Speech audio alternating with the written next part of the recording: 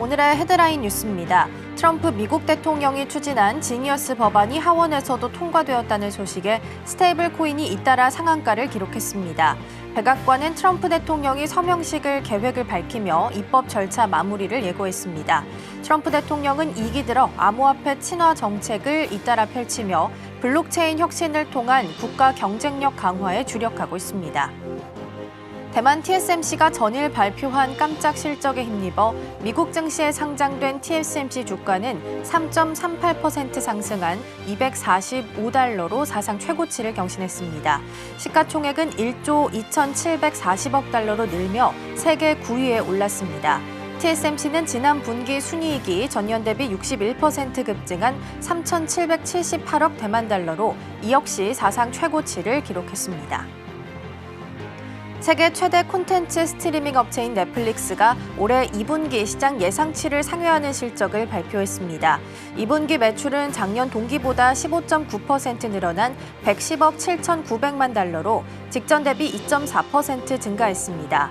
이따른 흥행작과 광고 요금제 효과로 매출과 수익성이 개선되며 글로벌 스트리밍 시장에서 입지를 더욱 강화하는 추세입니다.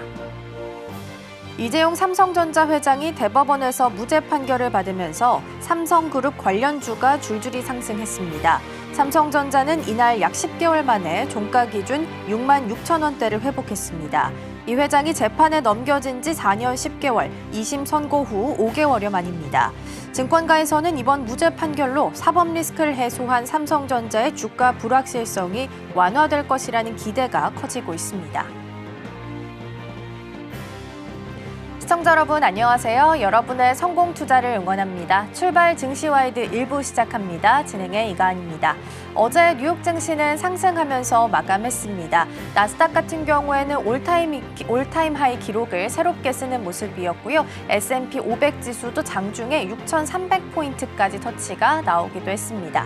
그리고 미국에서는 이번 주가 크립토 위크였죠. 장 마감하기 한 20분 전쯤에 가상자산과 관련한 3대 법안이 통과한 것으로 확인이 됐습니다. 이제 트럼프 대통령의 서명만 남기고 있는 상황이라서 아마 빠르게 진행될 것으로 보이고요. 최근에 국내에서 스테이블 관련주들이 좀 지지부진한 흐름을 보였었는데 이번 뉴스로 힘을 받아갈 수 있을지 혹은 새로운 뉴스로 작용하게 될지 개장 후에 함께 체크해 보도록 하겠습니다. 자, 그럼 이어서 오늘 저희가 준비한 코너 소개해 드리도록 하겠습니다. 오늘 첫 번째 코너로는 빅애플 스탁 준비되어 있습니다. 구글이 8월에 픽셀 스마트폰을 공개할 예정인데요. 이번에도 애플보다 한 발 앞서서 나갈 수 있을지 잠시 후에 내용 체크해 보겠고요. 두 번째로는 넥스트 트레이딩 준비되어 있습니다. 앞서서 말씀드린 것처럼 어제는 삼성전자가 사법 리스크를 해소했던 날이었습니다. 삼성전자의 주가도 종가 기준으로 6만 6천 원대를 회복하는 모습이었는데요. 애프터마켓에서의 움직임도 잠시 후에 확인해 보시죠. 자, 그럼 출발 증시와이드 1부 본격적으로 시작해 보도록 하겠습니다.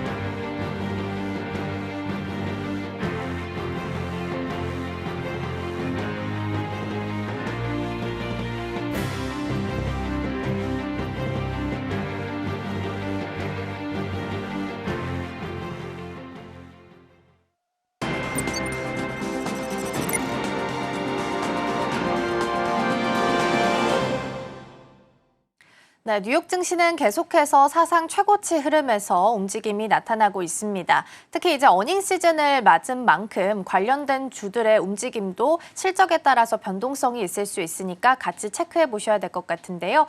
이런 시장 속에서는 어떤 뉴스들에 주목해 보면 좋을지 이분과 함께 이야기 나눠보도록 하겠습니다. 오늘 이 자리에는 서울경제TV 윤경철 본부장 자리해 주셨습니다. 본부장님 어서 오세요. 네, 안녕하십니까. 네, 오늘도 경제 키워드들 준비되어 있습니다. 먼저 첫 번째 키워드부터 화면을 통해서 함께 만나보시죠. 네, 오늘의 첫 번째 키워드입니다. 중국 AI 반격 보도록 하겠습니다. 최근에 이제 중국 기업들이 자체 개발한 오픈소스 형태의 AI 모델들이 세계 최상위권에 오르고 있다고 합니다. 즉 중국의 무서운 추격이 이어지고 있다라는 뜻일 텐데요. 어떤 내용들일까요? 그러니까 한마디로 이제 막히니까 중국은 아예 이제 자기 것들을 만들기 시작했고 국가가 돈과 자원을 쏟아붓어서 급속도로 따라잡은 거라고 이제 말씀드릴 수 있을 것 같고요. 작년 7월에 이제 오픈 AI가 이제 중국의 접속을 막았습니다. 이제 바이든 정부가 이제 막기 시작하자 이제 챗GPT 같은 모델을 못 쓰게 되자 중국 개발자들은 그럼 우리가 만들자라고 결정을 하게 됩니다. 처음에는 메타 같은 오픈소스를 활용하기 시작했고요. AI는 그냥 만들면 되는 게 아닙니다. 데이터나 반도체나 서버나 돈이 인재가 필요하죠. 그러자 중국 정부가 이건 국가 전략이다라고 수십조 원을 투자하게 됩니다.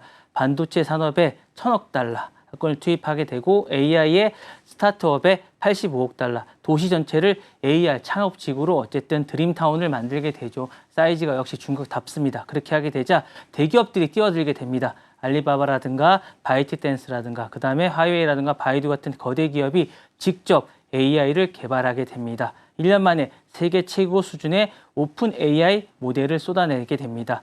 게다가 다 공짜로 풀게 됩니다. 뭐 돈을 안 받습니다. 중국답습니다. 중국은 만든 AI를 공짜로 오픈소스로 전 세계에 어쨌든 공개하게 됩니다. 다 개발하라는 거죠. 다 그렇게 하게 되고 전 세계 개발자들이 이걸 자유롭게 쓰고 수정할 수 있게 됩니다. 덕분에 빠르게 퍼지고 기술 영향력도 커지게 됩니다. 반면 미국의 챗GPT나 제미나이는 유료입니다. 돈을 많이 주게 되고 그다음에 닫힌 그런 개발입니다. 그러다 보니까 내부적으로 중국 스타일을 만들었죠. 그러면 레딧이나 위키피디아 같은 자유 데이터들은 중국에 막혀 있거나 못 쓰게 됩니다. 그래서 중국 정부는 국가 승인 데이터셋을 만들어서 기업들에게 제공하게 됩니다. 대신 바이트댄스 같은 기업들은 자체 데이터나 엄청 많아서 추진 AI들이 오히려 강하게 되게 돼서 오히려 중국 것들을 많이 쓰게 됩니다. 이렇게 되다 보니까 상대적으로 많이 쓰게 되니까 중국이 강하게 되는 그런 계기가 됩니다. 미국은 문이 닫혀 있게 되고 중국은 자기 집을 짓게 되면서 정부의 땅을 사고 공사비를 대주는 그런 꼴이 되다 보니까 이런 부분이니까 오히려 중국이 강하게 되고 이런 부분들이 중국이 무서운 속도로 따라오게 돼서 오히려 미국 제재를 뚫게 되고 중국계 표준이 된 이런 식이 되니까 중국이 강하게 되는 그런 계기가 된 게 아닌가라는 생각이 됩니다. 네, AI 관련해서 중국 쪽에서는 아낌없는 투자가 좀 이어지고 있습니다. 그러다 보니까 기업들마다 AI 모델을 좀 빠르게 추격하면서 만들어내고 있는 상황이고요. 중국 쪽의 무서운 추격이라는 키워드 잡아서 살펴보고 있습니다. 근데 이제 중국은 오픈소스 전략을 취했기 때문에 무료일 테고요. 미국에서는 유료화 전략을 취하고 있는 상황인데요. 향후에는 어느 쪽에 있어서 더 영향력이 더 셀다라고 봐야 될까요? 뭐 둘 다 전략이 다르기 때문에 어느 쪽이 옳다, 어느 쪽이 낫다라고 말씀을 드릴 수는 없고요. 말씀드린 대로 이제 한쪽은 닫힌 전략이고 한쪽은 이제 열린 전략이라고 할 수 있을 것 같아요. 이제 중국 쪽을 먼저 보면 오픈 소스고 이제 미국은 유료 서비스입니다. 돈을 받고 이제 서비스를 하는 거죠. 그러니까 중국은 무료로 갖다 쓸 수 있습니다. 그리고 이제 미국은 자기 서버에서만 쓸 수 있게 되는 그런 구조입니다. 그래서 중국은 빠르게 이제 퍼지게 되고 미국은 어쨌든 기술력이 최고입니다. 그러니까 기술력이 좀 다르게 됩니다. 그래서 둘의 전략은 다릅니다. 중국은 우리가 최고는 아니어도 전 세계가 우리 걸 쓰게 만들자라는 전략입니다. 그래서 무료로 AI를 공개해줘. 그래서 마치 안드로이드 같은 거 약간 그런 전략이라고 보시면 될 것 같고요. 미국은 우리는 성능이 최고다. 돈을 내고 쓰라. 이렇게 전략입니다. 그래서 챗GPT나 뭐 클로셋이나 이런 부분들은 AI는 돈을 내고 쓰고 성능은 좋다라는 전략입니다. 그래서 비유를 들자면 중국 전략은 이제 공짜입니다. 그래서 안드로이드 전략이기 때문에 많은 개발자들이 들고 다양한 앱 생태계를 만들어지게 됩니다. 그래서 확산은 빠르지만 품질이 균일하지 않다라는 약간 그런 약점이 있습니다. 미국 전략은 애플 iOS 전략이라고 할 수 있습니다. 닫혀 있지만 성능이 약간 좋다라고 할 수 있고 브랜드 신뢰도가 상당히 높다라고 말씀드리고 싶습니다. 고급 기능이고 고객 서비스가 탁월하다라고 말씀드리고 싶고요. 이렇게 되면 향후에 이제 그 중국은 개발자들이 중소기업이나 이제 아시아나 이런 쪽에 약간 약한 나라들이 많이 쓰게 될 가능성이 상당히 높고, 미국은 대기업이라든가 정부기관이라든가 병원 등에서 약간 금융기관이라 이렇게 약간 보안이 철저한 나라들이 쓸 가능성이 약간 높다라고 말씀드리고 싶고, 이렇게 약간 세분화되지 않을까라는 생각이 들면서, 이렇게 되면서 향후엔 이렇게 개발이 약간 되지 않을까라는 생각이 들면서 이렇게 약간 달라지는 사람들이 쓰게 될 것 같은 그런 생각이 듭니다. 네. 네, 오픈소스 전략과 유료화 사이에서 어떤 부분에 영향력이 좀 더 있을지는 시간이 좀 흐른 뒤에 확인을 좀 할 수 있지 않을까 싶습니다. 일단 AI 모델과 관련해서 중국 쪽에서 강한 추격에 나서고 있다는 부분 살펴봤습니다. 자, 그럼 이어서 두 번째 키워드 먼저 화면을 통해서 함께 만나보겠습니다. 두 번째 키워드입니다. 트럼프 2기 숨겨진 승자 보겠습니다. 최근에 트럼프 2기 시대가 시작되고 나서 무역이나 이민 정책, 아니면 경제까지 관세가 좀 겹치게 되면서 전반적으로 혼란스러운 상황이 이어지고 있습니다. 그럼에도 불구하고 조용히 웃고 있는 곳이 있고, 그곳이 바로 월가라고 하는데요. 어떤 내용일까요? 뭐 대표적인 은행만 뭐 두 군데만 좀 말씀드려도, 나머지 은행도 발표를 많이 했는데 골드만삭스, 모건 스탠리 정도만 말씀을 드려도, 이제 16일 날 말씀을 드리면 골드만삭스만 해도 2분기 실적이 상당히 훌쩍 뛰어넘었습니다. 주식 거래 수익이 전년 대비 36%에서 증가한 43억 달러를 기록하면서 사상 최고치를 경신했다고 해요. 그다음에 뭐 채권 통화라든가 이런 부분도 9% 증가한 34억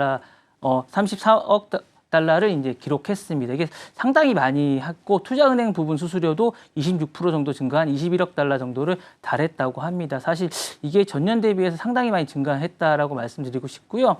모건 스탠리도 강세입니다. CEO가 균형 잡힌 성장이라고 이제 이야기할 정도로, 이제 자평을 할 정도로 상당히 높다라고 말씀드리고 싶고, 총 순이익이 어쨌든 35억 달러 정도 기록을 했다라고 얘기를 하는데, 이 부분은 상당히 역대급 성과라고 말씀을 드리고 싶다라고 하고 있는데, 이게 이제 어쨌든 호실적의 배경은 어쨌든 트럼프 대통령이 관세 정책에 있다라고 합니다. 그래서 이 부분에 대해서 관세 유예와 중국의 휴전 선언으로 이어지면서 짧은 시간 동안 급변경이라든가 투자자들의 포트폴리오를 이제 재조정하면서 많은 수익을 올렸다고 해요. 그러니까 수수료를 많이 챙겼다는 얘기예요. 여기 이제 어렵게 얘기를 했지만 수수료를 많이 챙겼다니까, 많이 이렇게 사람들이 많은 변동을 하면서 자산을 이동하면서 수수료를 많이 챙겼다는 얘기고, 그 과정에서 월가 투자 은행량의 어쨌든 거래량이 폭증했다라고 합니다. 여기 하면서 로이터는 이에 대해서 투자자들이 관세 리스크를 피하기 위해서 움직이면서라는 얘기에 초점을 맞춰야겠죠. 그래서 거래 수익이 역대급으로 늘어났다라고 이제 해석을 했습니다. 이렇게 이야기를 하고 있다라는 얘기를 하고 있는데, 그렇다면 이제 왜 이렇게 뭐 은행들이 돈을 많이 벌었을까라는 생각이 드는데,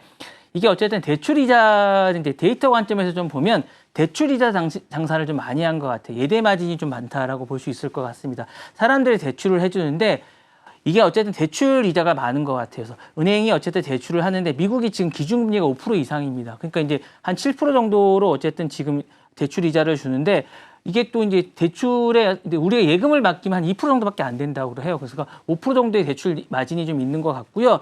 주식이나 채권이 흔들릴수록 이제 은행이 더 바빠집니다. 트레이딩 수익이 많다고 아까 말씀드렸다시피 이런 마진이 좀 있는 것 같고요. 기업들이 급하게 어쨌든 돈을 구입하려고 채권을 많이 발행합니다. 그러다 보니까 무역이 불안해질수록 기업들이 미리 자금을 많이 하다 보니까 채권을 서로 앞다투어 발행해 달라고 합니다. 그래서 4월부터 6월까지 이제 제가 체크를 해보니까 미국의 회사채 발행이 전년 대비해서 30% 넘게 발행됐다고 합니다. 그래서 미국 은행들이 어쨌든 자금 중개인으로 큰 수익을 많이 챙겼다고 하면서, 이런 큰 은행일수록 이런 부분들이 많다고 합니다. 그래서 이런 부분이 좀 있는 것 같고요. 심리적인 관점으로 좀 보면 사람들의 이제 마음속에서 벌어진 게, 어쨌든 주식 시장이 이제 약간 좀 불안하잖아요. 흔들림이 좀 많았다라고 이제 4월부터 6월에 좀 있는데, 그게 트럼프 대통령 때문이에요. 사실 이렇게 보니까 안정적인 은행이 은행이 맡겨놓는 게 일단 제일 쉽다고 생각하고, 그 중에서도 은행 주식이 또 제일 안정적이라고 생각하는 것 같아요. 그러다 보니까 매달 의자를 받고 수수료 받는 구조가 좋다고 생각하는 것 같고, 주식도 은행이 좋다고 생각하니까 은행이 아마 수수료나 이런 부분에서 수익이 많지 않았을까라는 생각하고, 그래서 이제 뱅크 오브 아메리카나 JP 모건 주식이 오히려 상승한 게 아닌가라는 생각도 듭니다. 또 은행들도 자금이 지금이 아마 벌기 좋은 타이밍이라 생각해서 금리 인하가 오면 또 수익이 증가한 게 아닌가라는 생각이 들고 대출을 많이 해주고 투자나 트레이딩도 아마 공격적으로 한 게 아닌가라는 생각이 듭니다. 마지막으로는 제가 볼 때 파월 의장이 또 큰 역할을 한 것 같아요. 이제 금리 인하를 안 하겠다고 하니까 이 부분에 대해서 어쨌든 고금리가 오래 간다고 하니까 은행한테는 호재라고 생각하고 투자자들이 은행 관련 이런 주식들을 아마 종목을 많이 사기 시작한 게 아닌가라는 생각들이 들어서 이런 부분들이 모여서 아마 이 부분에 수익을 많이 낸 게 아닌가라는 생각이 듭니다. 네, 트럼프 2기 시대 관세로 특히나 더 혼란스러운 상황 속에서 오히려 대형 은행주들은 호황을 맞고 있다라는 부분 말씀 주셨습니다. 지금처럼 미국 은행들이 역대 수익을 올리고 있는 상황 속에서 트럼프 2기 때 이때는 미래를 좀 어떻게 대비해 보는 게 좋을까요? 흔들리지 말아야겠죠. 흔들리지 않는 게 좋을까? 이자를 덜 내고 이제 수익을 더 내는 구조를 좀 자산을 좀 챙길 필요가 좀 있는 것 같아요. 일단 대출을 좀 없애는 구조일, 뭐 돈이 많으면 좋겠지만 어쨌든 이런 구조를 만들 필요가 좀 있어야 될 것 같습니다. 이자를 아껴야 되지 않을까라는 생각이 들고요. 예금이나 금리 높은 상품을 일단 분산을 할 필요가 좀 있을 것 같습니다. 그리고 불안할수록 달러 채권 같은 금 같은 어떤 안전 자산의 일부를 보유할 필요가 좀 있을 것 같아요. 그래서 이 부분에 대해서 뭐 특별히 좀 있으시다면 이런 부분에 뭐 골드 ETF나 ETF 같은 상품에 많이 좀 자산을 갖다 놓으실 필요가 좀 있을 것 같은 생각이 있습니다. 그래서 은행을 소비하지 마시고 투자 대상으로 보실 필요가 정말 있을 필요가 좀 있을 것 같은 생각이 듭니다. 은행이 이익을 내면 그걸 주식으로 나눠 가지실 필요가 정말 있을 생각이 좀 있을 것 같은 생각이 있으시고요. 정보에 휘둘리지 말라는 얘기를 정말 드리고 싶습니다. 그러니까 계획대로 움직이시라는 말이 있고 정보가 여러분들한테 올 정보가 된다면 이건 정말 제 끝단이라고 보시면 될 것 같은 생각이 있습니다. 뉴스를 많이, 정말 저도 뉴스를 전달하지만 뉴스를 많이 보시지 말고 감정에 투자하지 마시고 매달 일정 투자 금액을 유지하시라고 말씀드리고 싶습니다. 그래서 은행은 지금 기회를 잡고 있다라고 말씀드리고 싶고 우리는 공포에 휘둘리지 말고 어쨌든 이자를 줄이고 현금 흐름을 지켜보시라고 말씀드리고 싶습니다. 네. 네, 정확한 또 금액과 정기적인 투자가 중요하다라는 말씀을 주신 것 같아요. 정기적인 투자를 하게 되면 어떤 부분에 있어서든 평단가를 좀 낮춘다라는 부분에 있어서는 장점이 좀 될 수 있겠죠. 일단은 반사 이익으로 월가에서 호황을 겪고 있다라는 부분 짚어봤고요.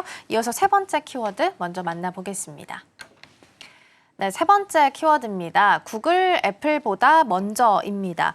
구글이 이제 8월에 뉴욕에서 열리는 메이드 바이 구글 이벤트에서 차세대 픽셀 스마트폰을 공개한다고 합니다. 무엇보다 애플보다 한 발 더 빠르게 앞서 나갈 수 있을지가 관심이 좀 집중되고 있는데요. 어떤 내용들 살펴볼까요? 일단 뭐 구글이 폴더폰을 만든다는 게 약간 특징인 것 같아요. 그래서 일단 어쨌든 픽셀이라는 부분도 좀 있는 것 같고 최초로 어쨌든 IP68 등급의 방수 방진 성능을 갖췄다라는 게 있고 어쨌든 삼성의 IP48보다 한 단급 높은 등급이라고 합니다. 어쨌든 두께는 얇진 않다고 합니다. 이게 어쨌든 삼성이 정말 이 Z 폴드 7이 정말로 얇다고 해요. 저는 아직까지 보지는 못했는데 정말 얇다고 합니다. 그게 정말 갖고 싶다라고 하고 많은 분들이 어쨌든 예매를 한다고 하는데 이 부분이 있다고 하고 다만 좀 아쉬운 건 이 픽셀 모두 이제 TSMC가 제조를 한다고 해요. 이게 좀 삼성에서 원래 예전에는 제조를 했는데 이걸 이제 TSMC가 제조를 한다는 부분이 어쨌든 텐서 G7 칩을 탑재를 한다는데 이게 어쨌든 진짜인지 아닌지 모르겠지만 들리는 얘기로는 삼성이 하던 걸 TSMC가 한다는 부분이 좀 아쉽다고 얘기를 말씀드리고 싶고요.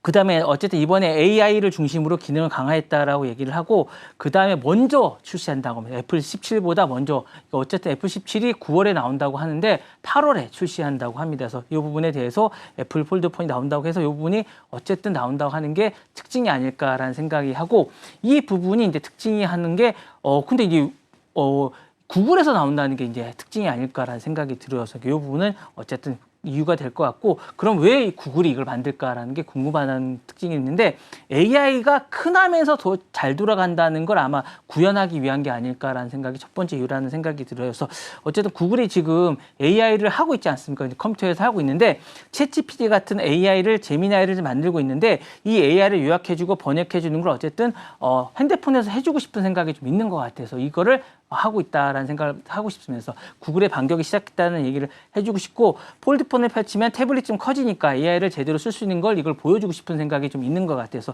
삼성이나 애플보다 먼저 앞서가는 느낌을 또 두 번째로는 주고 싶은 생각이 있는 것 같습니다. 그래서 삼성은 폴드폰을 먼저 만들고 잘 팔고 있는데 우리는 이것도 하고 있다라는 걸 보여주고 싶은 그런 생각이 있는 것 같고요. 픽셀은 아마 실험용 폰이 아닌가라는 생각이 들어서 자신들이 잘하고 있다는 걸 보여주고 싶다는 생각이 들고요. AI를 진짜로 잘 쓰고 싶으면 작은 스마트폰이 필요하기 때문에 이걸 지금 보여주는 게 아닌가라는 생각이 듭니다. 네, 보통 이제 애플의 신제품은 9월 달에 공개되는 경우가 많죠. 그래서 이번에도 애플이 만약에 9월 달에 아이폰 17 시리즈를 공개하게 된다면 구글 입장에서 한 달 더 앞서서 8월 달에 공개할 것으로 일단 예정이 좀 되고 있는 상황입니다. 그렇게 된다면 애플과 그리고 이번에 나오는 삼성까지 봐서 다 같이 이제 경쟁 구도가 네네. 생겨날 것 같아요. 구글은 이번 경쟁에서 어떤 부분들을 좀 노리고 있을까요? 삼성과 애플을 이기는 게 이제 1차 목표겠지만 궁극적으로는 AI 스마트폰이 이제 목표인 것 같아요. 이제 삼성도 지금 AI 스마트폰을 이제 목표로 하고 있습니다. 그리고 미국에서도 지금 경쟁이 우리나라는 이게 아직 그러니까 직접적인 경쟁이 되지 않지만 지금 미국에서 핫한 게 뭐냐면 AI, 구글 AI가 핫합니다. 구글 AI 서비스가 핫한데 이 부분이 핫한 건데 향후에도 우리도 아마 이게 AI 서비스가 핫하게 될 것 같아요. 서비스가 아마 구현이 될 것 같은데 AI 스마트폰의 기준을 만들겠다는 겁니다. 그래서 지금 스마트폰의 기준은 하드웨어 스펙에 있는데 이 부분이 아마 있는데 향후에는 요 소프트웨어 AI가 아마 핫하게 될 것 같은데 그래서 구글은 앞으로 AI가 똑똑한 폰이 좋은 폰이다라는 걸 이야기하고 싶은데 그 기준을 자신들이 만들겠다는 겁니다. 그래서 새 판을 짜고 싶은 게 아닌가라는 생각이 들고 이 부분을 이제 향후에 기준을 만들고 싶다라는 게 이제 첫 번째 이유인 것 같고요. AI 폰에 이제 내가 되고 싶은 거죠. 그러니까 OS와 하드웨어를 전부 장악하려는 꿈을 이걸 통해서 하겠다라는 게 이제 두 번째입니다. 그래서 이 부분을 애플은 iOS를 직접 만들고 아이폰도 만들듯이 자신들도 이걸 만들겠다는 생각을 하고 있는 겁니다. 그래서 구글도 우리도 iOS를 직접 만드는 것처럼 이걸 다 만들고 나면 AI를 잘 통합하겠다는 게 이 픽셀을 통해서 하겠다는 거고요. AI 비서나 카메라나 번역기 전부 이 폰에 담았다는 걸 보여주고 싶다라는 생각을 하고 있습니다. 그래서 하나의 스마트폰 안에 AI로 다 해결하는 게 가능하다라는 걸 하고 있는 거고 특히 지금 애플이 AI가 약하지 않습니까? 이 부분을 자신들이 구현하겠다라는 생각이 있는 거고 삼성도 이거 좀 약합니다. 그러니까 자신들이 강한 거를 폰을 통해서 이제 역할을 하겠다는 거고 향후에 지금 이제 뭐 메타도 이런 부분도 지금 하고 있는 건데 메타는 그걸 안경을 통해서 하겠다는 거거든요. 그러니까 이거를 이제 어쨌든 구글은 폰을 통해서 하겠다는 거고 이 부분을 하겠다는 거고 미래의 픽셀에 가장 먼저 구현하고 싶어하는 거면서 이걸 잘 총합해서 말씀을 드리는 건 구글은 픽셀 10을 통해서 AI 주인공을 스마트폰 시대를 열려고 하고 있는 거고요. 삼성과 애플을 따라가는 게 아니라 새로운 기준을 만들어서 그 판의 주인이 되겠다는 걸 선언한 게 아닌가라는 생각이 듭니다. 네, 구글의 한 발 빠른 공개는 AI 스마트폰에 대한 야욕을 확인할 수 있는 부분이다라는 말씀 주셨습니다. 자, 세 번째 키워드 살펴봤고요. 이어서 정리하고 네 번째 키워드 화면을 통해서 먼저 만나보시죠. 네, 다음 키워드입니다. TSMC 사상 최대 분기 이익 보도록 하겠습니다. 2분기 순이익이 61% 나오면서 사상 최고치를 기록을 했습니다.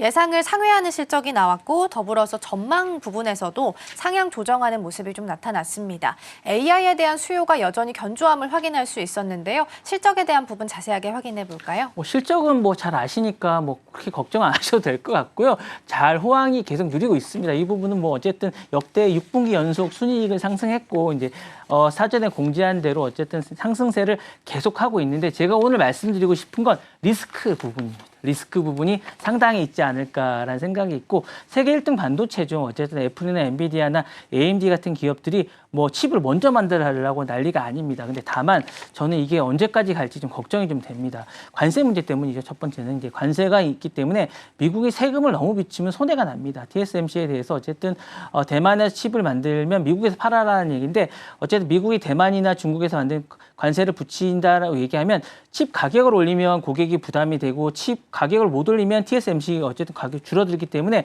같은 물건을 파도 세금 때문에 남는 게 줄어들기 때문에 상당히 지금 고민이 많이 되고 있고 트럼프 대통령이 대만에 들어오는 반도체에 대해서 관세를 더 붙일 거라고 얘기하고 있고 이 부분에 대해서 어쨌든 고민이 너무 많습니다. 그래서 이 부분을 어떻게 해결해야 될지에 대한 부분이 너무 고민이기 때문에 지금 이걸 해결해야 됩니다. 이 부분에 대한 고민이 있고요. 두 번째는 환율입니다.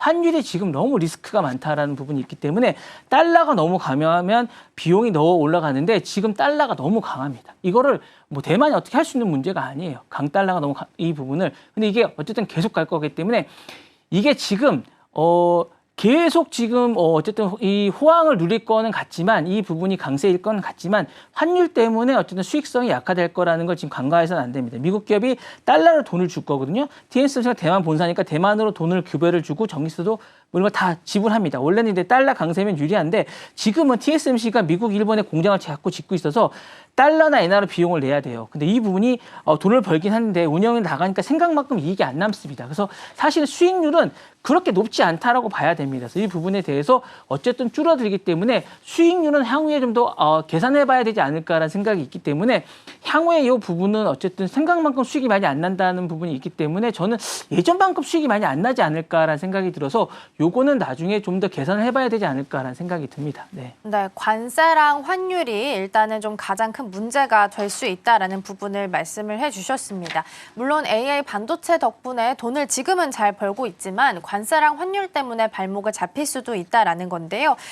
지금의 위치를 잘 지키면서 유지해 나갈 수 있을지도 궁금하실 것 같아요. 어떻게 보고 계실까요? 일단은 뭐 유지해 나가려면 노력을 해야겠다는 생각이 듭니다. 어쨌든 1위는 지킬 수 있을 것 같아요. 왜냐하면 지금 라이벌 경쟁자들이 좀 문제가 있습니다. 이제 뭐냐면 삼성은 기술은 좋아도 불량률이 좀 높고요. 사실은 고객층이 좀 적다는 게 약점입니다. 인텔은 칩 설계는 잘합니다. 칩리스 쪽에, 팩리스 쪽은 잘하지만 남의 주문을 만드는 건 아직 섭습니다. 파운드리 분야가 좀 약하다는 얘기죠. 사실 아직까지는. 그리고 라피던스전 일본은 정부가 밀어줘도 아직은 완성된 제품이 없습니다. 그러니까 지금은 TSMC가 가장 믿을 만한 거고 어쨌든 여기가 파운드리 분야지만 을 분야지만 어쨌든 ASML처럼 사실은 슈퍼 을입니다. 그러다 보니까 최대라고 생각하고 TSMC가 AI를 제일 잘 만들고 미국 압박을 똑똑하게 잘 넘기면서 어쨌든 1위를 지키겠지만 문제는 있습니다. 뭔가 문제를 요걸 해결해야 일을 할 수 있지 않을까라는 생각이 있는데 돈이 아니라 기술에 계속 투자를 해야 되지 않을까라는 생각이 듭니다. 그래서 세상에서 가장 얇고 빠른 반도체를 만들기 때문이지만 어쨌든 3나노나 2나노의 부분에서 초미세 공정에서 삼성과의 경쟁에서 이겨야 됩니다. 삼성도 어쨌든 이재용 어쨌든 회장이 CEO가 어쨌든 이 부분 회장이 어쨌든 이번에 이제 이 법적인 문제를 해결했기 때문에 만만치가 않을 거라 생각이 들거든요. 이 부분에서 어쨌든 이 부분에서 이겨야 됩니다. 삼성과 경쟁에서 어쨌든 향후에 이겨야 되지 않을까라는 생각이 들고요. 무조건 좋은 기술을 먼저 내야 됩니다. 그래서 삼성과의 경쟁에서 이긴다는 전제하에 일을 할 수 있지 않을까라는 생각이 들고 이 부분에서 어쨌든 이겨야 된다는 전제가 있고요. 두 번째는 공장 부분입니다. 요거를 미국과 유럽에 일본에 골고루 줘야 된다는 생각이 있습니다. 그래서 지정 확정 리스크를 분산해야 되지 않을까라는 생각이 듭니다. 그래서 지금 중국이랑 너무 가까우니까 위험하다라는 압박을 계속 짓고 있는데 이 부분에 다변화라는 생각이 있고 미국 공장이 아마 이 리스크가 될 수도 있다는 생각이 듭니다. 이 부분은 어쨌든 공급망 다변화가 되는데 미국 공장, 애리조나 공장이 짓고 나서 이 부분이 어떻게 수익률을 낼지도 향후에 어쨌든 변수가 되지 않을까라는 생각이 들고 제가 마지막에 말씀드렸던 환율 부분입니다. 그러니까 비용 부분이 수익률이 어느 정도 될지가 이 향후에 변수가 되지 않을까라는 생각이 드는데 이 부분이 잘 해결되면 어쨌든 이를 지키지 않을까라는 생각이 듭니다. 네. 네, 사실 그 TSMC가 환율에 영향을 좀 많이 받고 있기는 합니다. 올해 들어서 대만 달러가 미국 달러 대비해서 10% 이상 상승을 한 상황입니다. 원래 달러 대비해서 대만 그 달러 가치가 1% 상승할 때마다 영업이익률이 조금씩 떨어지는데 수치상으로 보면 한 0.4%포인트라고 합니다. 지금 미국 달러 대비해서 대만 달러가 조금 더 강세를 보이게 된다면 영업이익률이 조금 더 떨어질 수 있다는 부분은 염두를 좀 하고 실적을 확인하시면 좋겠습니다. 정리하고 다음 마지막 키워드 넘어가 보겠습니다. 네, 마지막 키워드입니다. 오픈 AI 이커머스 진출입니다. 이제 오픈 AI가 결제 시스템에다가 챗 GPT를 직접 통합하는 방안을 추진하면서 새로운 수익 모델을 고민하고 있다고 합니다. 이제 결제까지 AI가 도입되는 것인지 어떤 내용들 살펴봐야 될까요? 오픈 AI가 맞습니다. 이제 결제 시스템까지 도입되면 수익 모델을 이제 하는 거죠. 사실 오픈 AI가 올해 6월 기준으로 연간 수익 추정치가 100억 달러에 달하는 거죠. 지난해 55억 달러에서 2배 가까이 성장했는데 이건 이제 어쨌든 연말에 어쨌든 펀드를 계속 받고 이제 오픈 AI가 돈이 계속 필요하고 전 세계의 돈을 다 빨아들이고 있습니다. 그러다 보니까 오픈 AI가 결제 시스템을 통합하는 방안을 하고 있습니다. 쇼피파이라고 이제 누구나 이제 쇼핑할 수 있는 플랫폼이죠. 요거와 손을 잡고 자신들이 어쨌든 쇼핑몰을 하겠다는 거죠. 이 쇼핑몰을 하는 거는 이커머스 협업을 진행하고 있다라고 이야기할 수 있을 것 같고요. 이커머스를 하겠다는 건 돈을 벌겠다는 겁니다. 그래서 브라우즈도 최근에 하겠다는 사업을 하는 건데 이런 부분들은 이제 간단합니다. 이제 이런 부분들은 손을 잡는 건 말하는 AI, 행동하는 AI로 바뀌겠다는 거고 이 부분을 통해서 왜 하느냐라고 말씀드리는 건 쇼피파이가 AI를 통해서 매출을 늘리고 싶어 하는 거고 오픈 AI도 매출을 늘리고 싶어 하는 겁니다. 이렇게 해서 이제 어쨌든 기존의 사람이 검색하는 것이 아니라 말하는 걸 통해서 자신들이 돈을 하는 거죠. 그래서 이 부분을 통해서 돈을 하면서 돈을 많이 벌겠다는 거고 챗GPT는 말하는 AI를 행동하는 AI로 바뀌고 있는 거고 지금까지 이야기해서 돈을 많이 벌겠다라는 생각을 하면서 이렇게 돈을 많이 벌겠다는 거고요. 돈을 많이 벌기 위해서 하는 겁니다. 이렇게 해서 사람들이 이미 챗GPT의 물건을 찾고 있고 이걸 통해서 쇼핑몰처럼 만들고 쇼핑합니다. 그래서 이런 부분에서 도우미로 해서 돈을 많이 벌지 않을까라는 생각이 들고 이걸 향후에 통해서 많은 돈을 벌지 않을까라는 생각이 구글이 지금 돈을 많이 벌고 있지 않습니까? 이걸 통해서 돈을 벌게 될 것 같고요. 이렇게 되면 향후에 많은 변화가 있지 않을까라는 생각이 듭니다.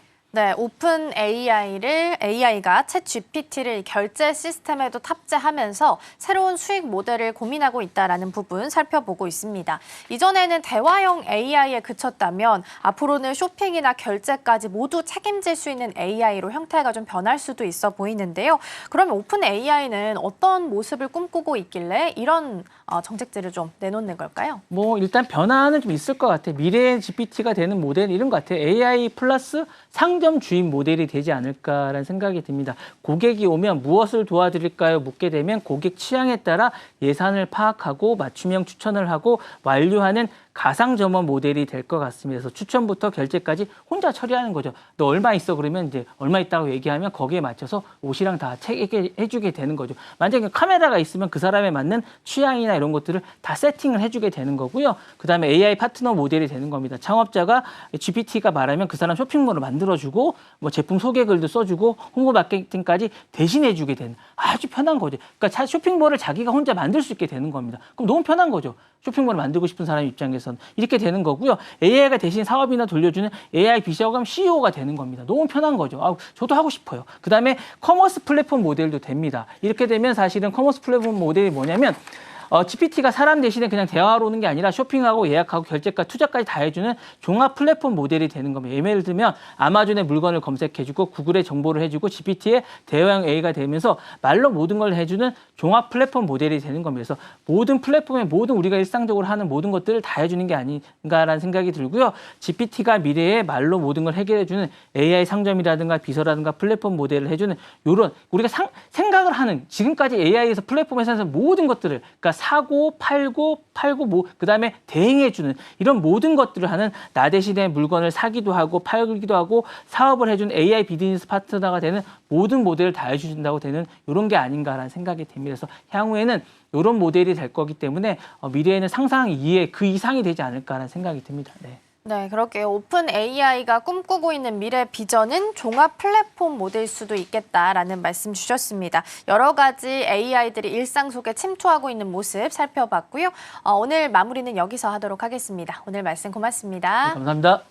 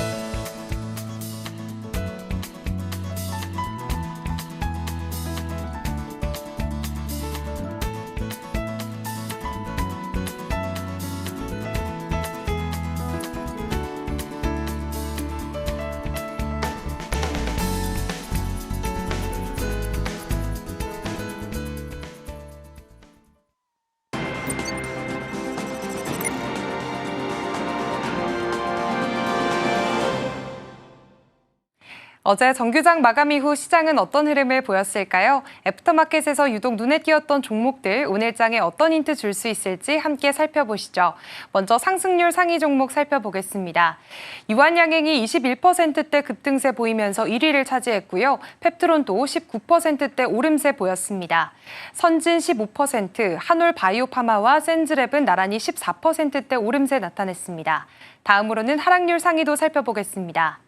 코난테크놀로지 13% 큰 폭으로 낙폭을 그려냈고요. 신성 ST도 12%대 약세 보였습니다.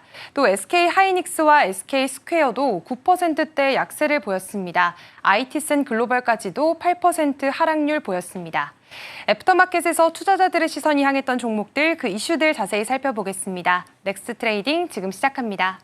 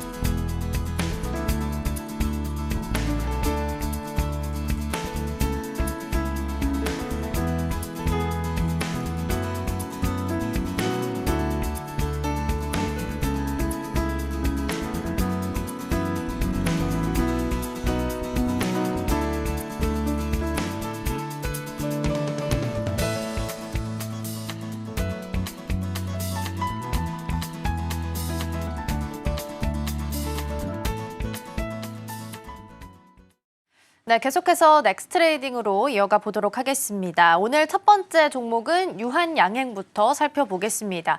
어제 바이오주들이 정규장에서도 군집성을 좀 나타내면서 강세를 보였고요. 특히나 유독 눈에 띄었던 것 중 하나가 유한양행이었습니다. 애프터마켓에서도 21% 넘게 상승했는데요. 급등 배경부터 살펴보겠습니다.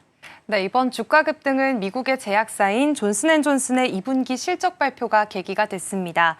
존슨앤존슨이 공개한 자료를 보면 유한양행이 개발한 폐암 치료제 렉나자와 존슨앤존슨의 리브리반트를 함께 쓰는 병용치료법의 매출이 2분기 동안 약 2,500억 원에 달했는데요.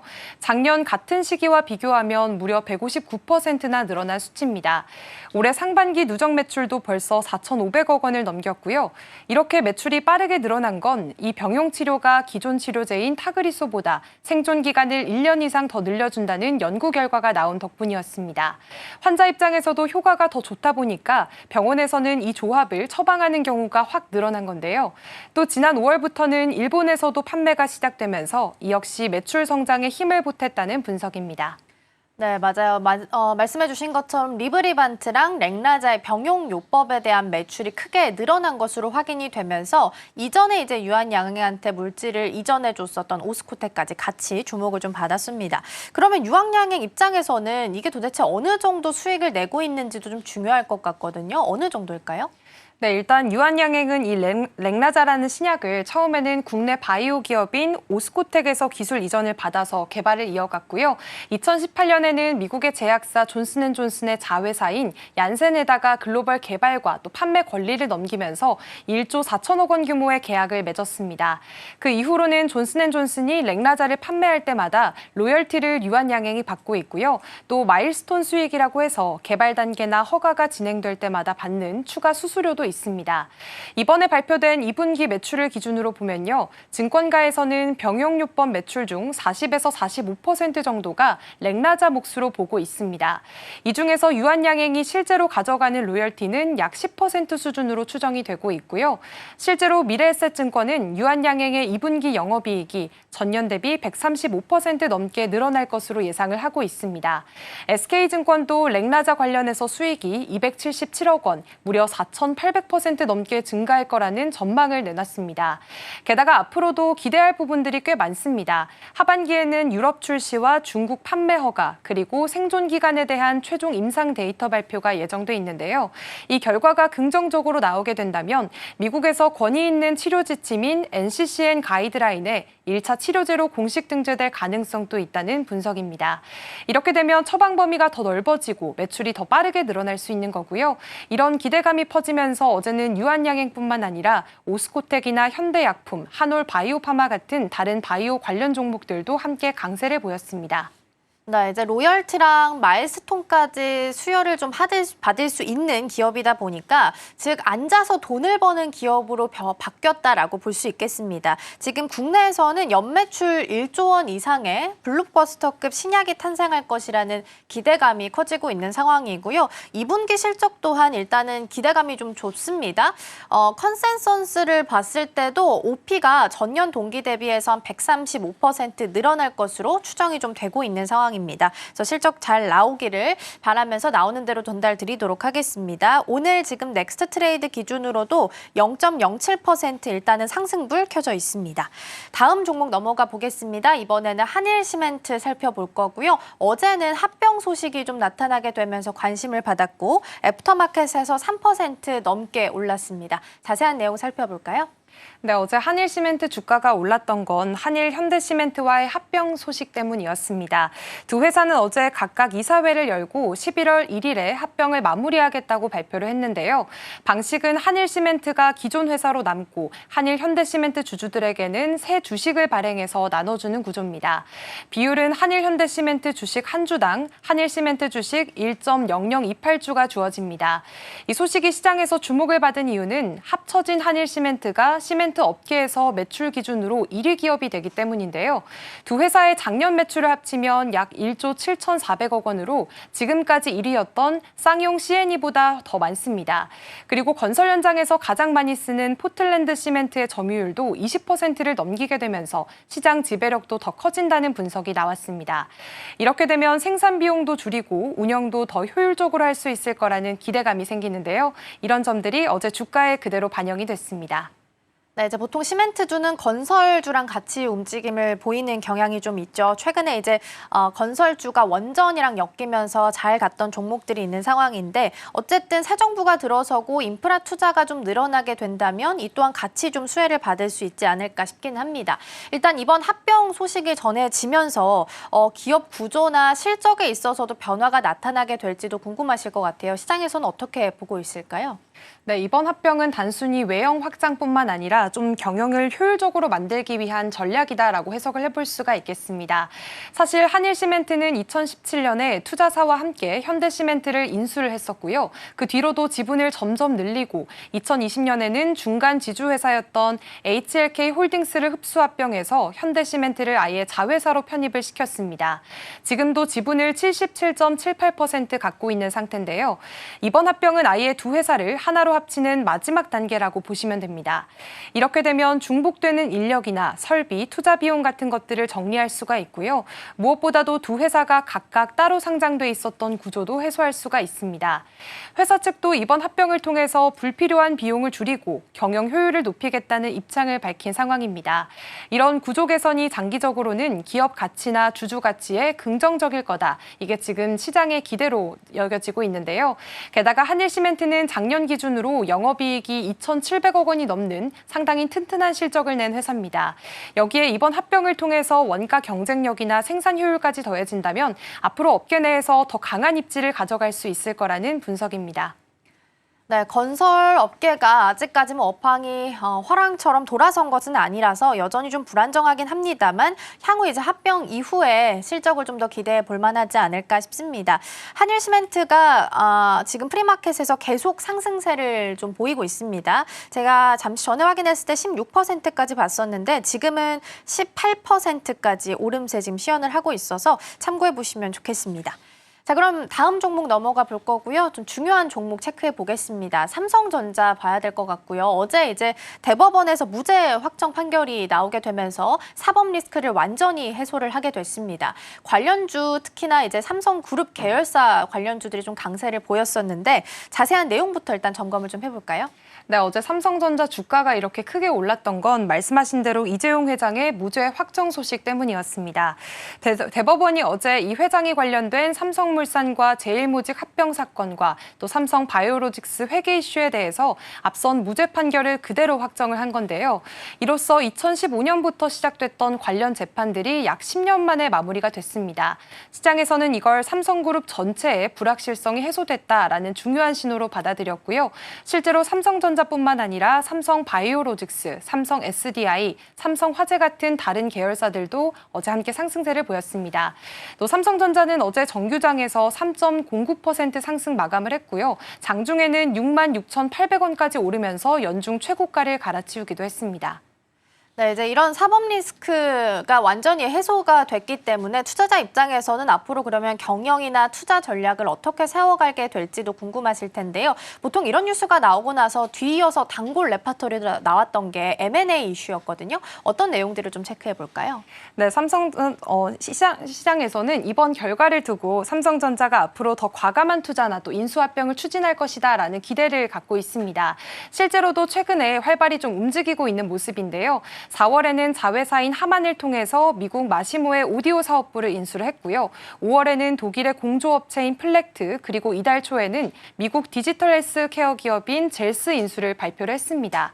그룹 전체적으로도 AI나 반도체, 바이오처럼 미래 먹거리 산업에 본격적인 투자가 이뤄질 수 있다는 기대가 커지고 있습니다. 또 이번 판결을 계기로 해서 의사결정이 빨라지고 경영 안전성도 높아졌다는 평가가 나왔습니다. 다만 증권가에서는 지나친 기대는 또 경계할 필요가 있다라는 목소리도 함께 나오고 있는데요. 삼성전자는 지금도 AI 반도체 분야인 HBM 경쟁에서 SK 하이닉스에 뒤처졌다는 평가가 있는 상황입니다. 또 파운드리와 모바일 사업의 실적 회복도 아직 본격화되지 않았기 때문에 이번 판결은 심리적인 불확실성을 줄인 건 맞지만 앞으로 주가가 더 오르기 위해서는 실적 회복과 경쟁력 강화라는 본질적인 부분이 뒷받침돼야 한다는 분석이 나오고 있습니다. 네, 이 M&A 이슈에 대해서 개장 때도 한번 짚어본 바가 있었는데요. 삼성 쪽에서 투자자들이 기대하고 있는 건 대형 M&A일 수 있기 때문에 이러한 투자 뉴스가 나오게 된다면 주가에 있어서도 레벨업을 기대해 볼 수 있겠다라는 부분 조언 받아봤으니까 투자하실 때 이 내용도 함께 참고해 보시면 좋겠습니다. 오늘은 0.3% 상승하고 있습니다. 프리마켓 기준이고요. 66,900원 선에서 현재가 형성하고 있습니다. 반대로 하락한 종목 살펴볼 거고요. 이 종목도 빼놓을 수가 없을 것 같아서 담아봤습니다. SK 하이닉스입니다. 최근에 이제 30만 닉스 이야기 하다가 갑자기 어제는 9% 가까이 하락을 했습니다. 이 내용을 좀 살펴봐야 될 것 같은데 골드만삭스 보고서가 큰 영향을 줬던 거죠? 네, 맞습니다. 어제 SK하이닉스 주가가 지금 크게 빠지면서 27만 원 선 아래로 내려가게 됐는데요. 급락의 가장 큰 이유로는 글로벌 투자은행인 골드만삭스가 투자 의견을 매수해서 중립으로 낮췄기 때문입니다. 골드만삭스는 보고서에서 2026년부터는 HBM 가격이 처음으로 떨어질 수 있다라고 전망을 했습니다. 지금까지는 SK하이닉스가 HBM 시장을 사실상 독점하다시피 하면서 실적을 끌어올렸던 상황이었는데요. 그래서 가격이 떨어질 수 있다는 전망은 투자자들에게 꽤 부담스러운 신호로 작용을 했습니다. 특히 SK하이닉스는 엔비디아의 HBM3를 독점 공급하고 있고요. 2분기 영업이익도 9조 원이 넘게 나올 것이다라는 기대감이 있었던 상황이었습니다. 그런데 골드만삭스는 앞으로는 이 마이크론 같은 경쟁사도 본격적으로 시장에 뛰어들고 엔비디아 같은 대형 고객사가 가격 협상에서 더 주도권을 줄 수 있다고 본 겁니다. 결국 이 말은 SK하이닉스가 지금처럼 높은 수익성을 유지하긴 어려울 수도 있다는 분석이고요. 이게 어제장에서는 주가 급락으로 이어지게 됐습니다. 네, 정리를 좀 해보면 어제는 사실 이 내용이었습니다. HBM의 26년부터 봤을 때는 ASP, 평균 판매 단가가 한 10% 정도 떨어질 수 있을 거다라는 이야기가 나오게 되면서 TP도 좀 조정이 된 것으로 보이는데요. 근데 이제 그동안 30만 닉스를 기대하고 실적도 잘 나올 거라고 생각했던 종목이었기 때문에 특히나 투자자 입장에서는 더 우려감을 높일 수밖에 없었던 것 같습니다. 그럼 중요한 건 지금 이렇게 떨어지고 나서 앞으로의 주가 전망도 궁금하실 것 같거든요. 시장에서는 어떻게 보고 있을까요? 네, 우선 어제는 그동안의 주가 흐름에 좀 찬물을 끼얹은 하루였다라고 좀 정리를 해볼 수가 있겠고요. SK하이닉스 주가가 그동안 빠르게 오른 상태였기 때문에 이런 상황에서 부정적인 보고서까지 나오면서 외국인과 기관 투자자들이 대거 매도에 나선 모습이었습니다. 그렇다고 해서 시장 전체가 비관적인 건 아닙니다. 또 하나증권에서는 HBM 시장에서 경쟁이 더 치열해지더라도 SK하이닉스의 기술력과 선제적인 공급 전략은 여전히 강점이라고 봤고요. 무엇보다도 AI 반도체에 대한 전반적인 수요는 여전히 강하다라는 분석도 나왔습니다. 그리고 SK하이닉스는 지난 3월 차세대 제품인 HBM4 샘플을 세계 최초로 엔비디아에 공급을 했기 때문에 업계에서는 여전히 기술 리더십을 인정받고 있는 상황입니다. 또 최근 AI 반도체 관련 종목들이 잇따라 신고가를 경신하고 있는 만큼 SK하이닉스도 다시 반등할 여지는 충분하다는 시각이 있습니다. 결국 이번 하락은 짧은 기간에 급등한 주가에 따른 조정과 또 투자 의견 변화가 겹친 영향으로 보는 게 맞고요. 중장기적인 흐름은 여전히 AI 반도체 시장이 어떻게 움직이느냐에 따라 달려있다는 평가가 많습니다. 네, 어제 삼성전자에 외국인이 한 5,200억 원 정도 매수가 들어왔는데 반대로 하이닉스는 한 5,600억 원 정도 매도가 나타났습니다. 그러면서 어제 크게 좀 빠졌고요. 다만 이제 아침에 DS 쪽에서 나왔던 그 보고서를 보면 주가 하락이 좀 과하다라는 입장이 좀 나온 것으로 보입니다. 그래서 7월 24일이 이제 실적 발표 예정일입니다. 다음 주기 때문에 얼마 남지 않아서 영업이익 한 9조 원 정도 예상을 하고 있는 상황이라서 이때 이 다음 주 흐름이나 오늘 흐름부터가 어떻게 좀 흘러가게 될지가 좀 중요해 보이는 상황이고요. 다만 부담스러운 건 공매도 잔고가 좀 늘고 있다라는 부분도 함께 보시면 좋겠습니다. 다행히 일단 지금 프리마켓에서는 1.3% 정도 상승하면서 27만 3천 원 선에서 현재가 형성하는 모습 나타납니다. 자, 그럼 다음으로는 롯데 지주 이야기해 보도록 하겠습니다. 애프터마켓에서 3% 넘게 밀렸습니다. 하락 배경부터 살펴볼까요? 네, 어제 롯데지주 주가가 3% 넘게 빠졌던 건 두 가지 이슈가 있었습니다. 먼저 신격호 명예회장의 장녀인 신영자 롯데재단 의장이 보유하던 롯데지주와 롯데쇼핑 지분을 모두 매각했다는 소식이 전해졌습니다. 롯데지주 주식만 약 211만 주, 670억 원 규모였고요. 이로 인해서 신동빈 회장 측 지분율도 2%포인트가량 낮아지게 됐습니다. 시장에서는 지배구조에 변화가 생기는 건 아닌가 하는 우려 분위기가 있었고요. 또 두 번째는 최근 국회에서 자사주를 일정 기간 내에 반드시 소각해야 한다는 법안이 발의됐기 때문입니다. 롯데지주는 자사주 비율이 27%나 되는 기업이어서 법이 통과된다면 부담이 커질 수밖에 없습니다. 더구나 얼마 전에는 이 자사주 일부를 계열사인 롯데물산에 넘기면서 신 회장의 지분율을 다시 끌어올렸는데요. 이걸 두고 소각 대신에 계열사에 넘긴 것 아니냐는 비판도 있었습니다. 이렇게 지배구조 불안과 규제 리스크가 함께 나오면서 어제 애프터마켓에서 투자 심리가 위축됐던 걸로 보입니다. 네, 지분 매각 소식도 있었고 자사주 관련 규제 이슈까지 같이 겹치게 되면서 시장에서는 좀 민감하게 반응한 것으로 보입니다. 네, 이제 어제 롯데그룹에서 하반기 회의도 좀 있었는데요. 어떤 이야기들이 좀 오고 갔을까요? 네, 어제 롯데그룹은 경기도 오산에서 하반기 전략회의를 열었습니다. 신동빈 회장과 장남 신유열 부사장을 포함해서 주요 계열사 대표 80여 명이 참석을 했고요. 이번에는 처음으로 1박 2일 일정으로 진행될 만큼 분위기가 좀 무거웠습니다. 신 회장은 문제를 알고도 외면하는 게 가장 큰 실패다라면서 위기를 제대로 보고 앞으로 대비하자는 메시지를 던졌습니다. 또 하반기에는 브랜드 강화, 전략 실행 속도 높이기, 그리고 생산성 향상 등을 중점 과제로 제시를 했고요. 외부 환경을 분석해서 변화에 빠르게 대응하자는 말도 덧붙이기도 했습니다. 전체적으로는 지금 상황을 위기로 보고 변화와 혁신을 강조한 자리였다라고 보시면 되겠습니다. 일단 하반기 전략 회의까지 있었던 만큼 조금 더 달라질 수 있을지 체크해 보시면 좋을 것 같고요. 롯데지주를 둘러싼 여러 이슈들이 하루에 모두 한꺼번에 시장에 반영된 모습이 나타났다라고 정리할 수 있겠습니다. 롯데지주 지금 프리마켓에서는 0.32% 정도 추가 하락 이어가고 있고요. 3만 1,000원 선에서 가격 형성하고 있습니다. 넥스트 트레이딩은 오늘 여기서 마치겠습니다. 김고은 앵커 오늘 말씀 고맙습니다. 네, 고맙습니다.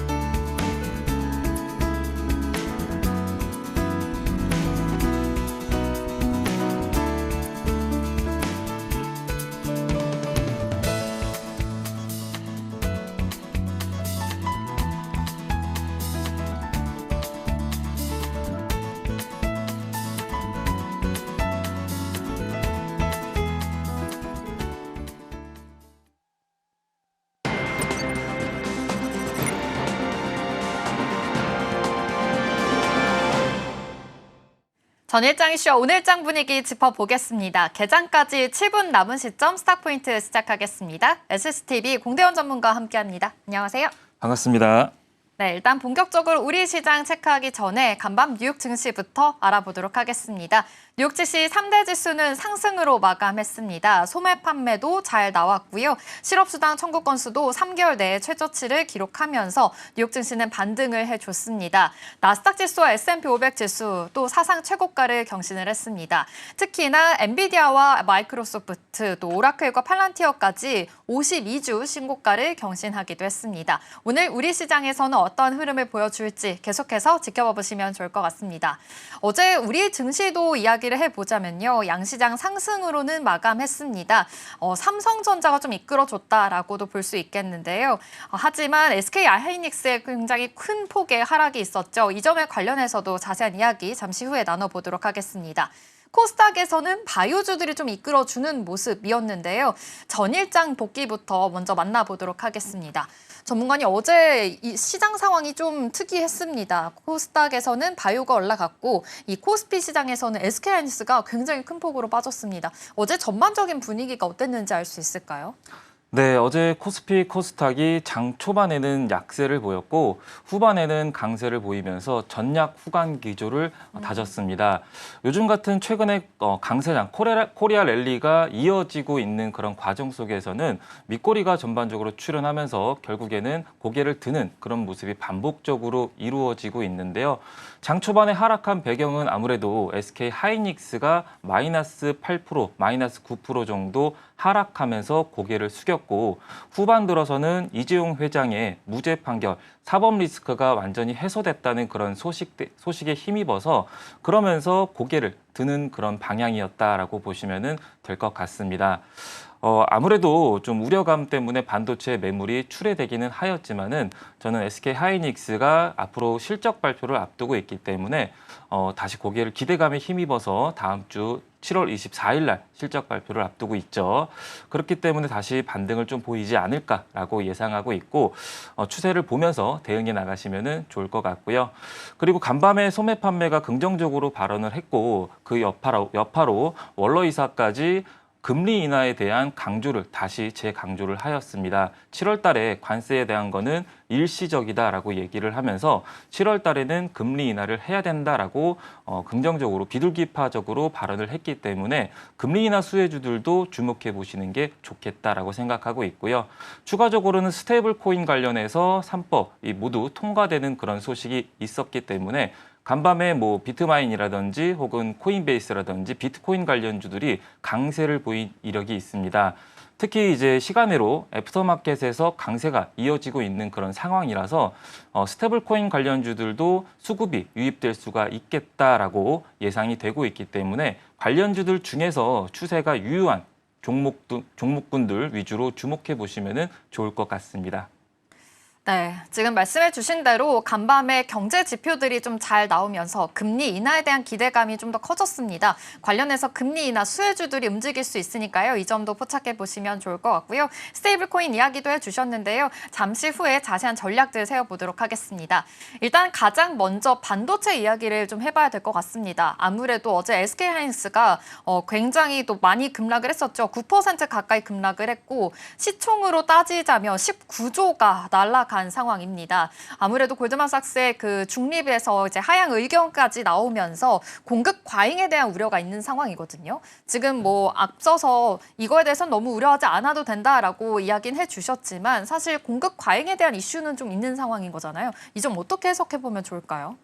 네, 어제 골드만삭스가 매수 의견에서 중립으로 조정을 했었죠. 네. 이 같은 배경이 HBM의 수요가 증가되고 있지만은 산업에 대한 경쟁성이 확대됨으로써 가격 면에서 가격이 인하될 것이다. 그럼으로써 매출액과 영업이익이 줄어들 수도 있다라는 그런 리포트로 수정을 하였습니다.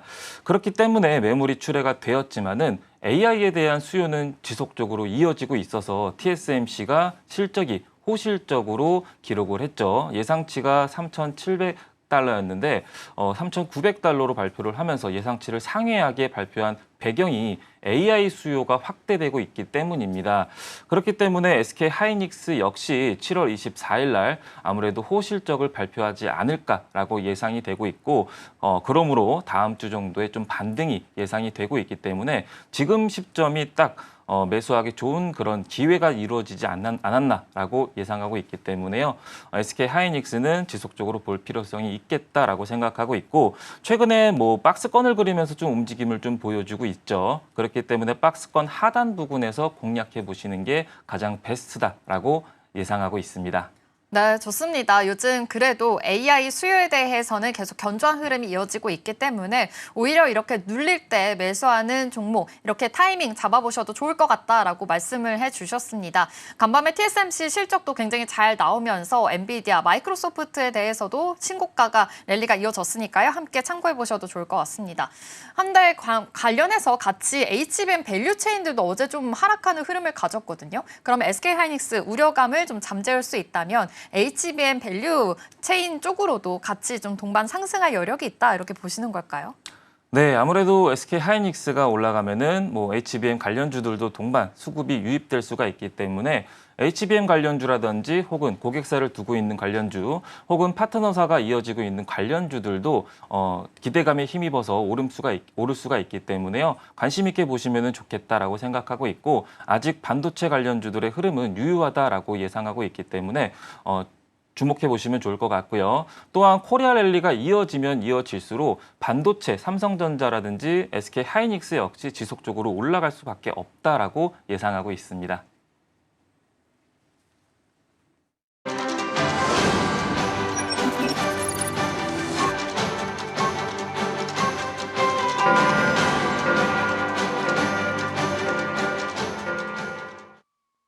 네, 7월 18일 금요일 우리 시장 본격적으로 문 열어보도록 하겠습니다. 일단 간밤 뉴욕 증시부터 이야기를 해보자면 3대 지수는 좋은 흐름을 보였습니다. 경제 지표도 잘 나왔고요. 관련된 실적들의 모멘텀까지 이어지면서 실적에 대한 이 기대감까지 더 반영이 된 모습이었습니다. 나스닥과 S&P 500 지수 사상 최고가를 연일 경신하고 있다라는 점까지 참고해보시면 좋을 것 같습니다. 앞서서도 이야기해 주셨지만 지금 금리 인하에 대한 기대감까지도 있는 상황이니까요. 함께 참고해서 체크해 보시면 좋을 것 같습니다.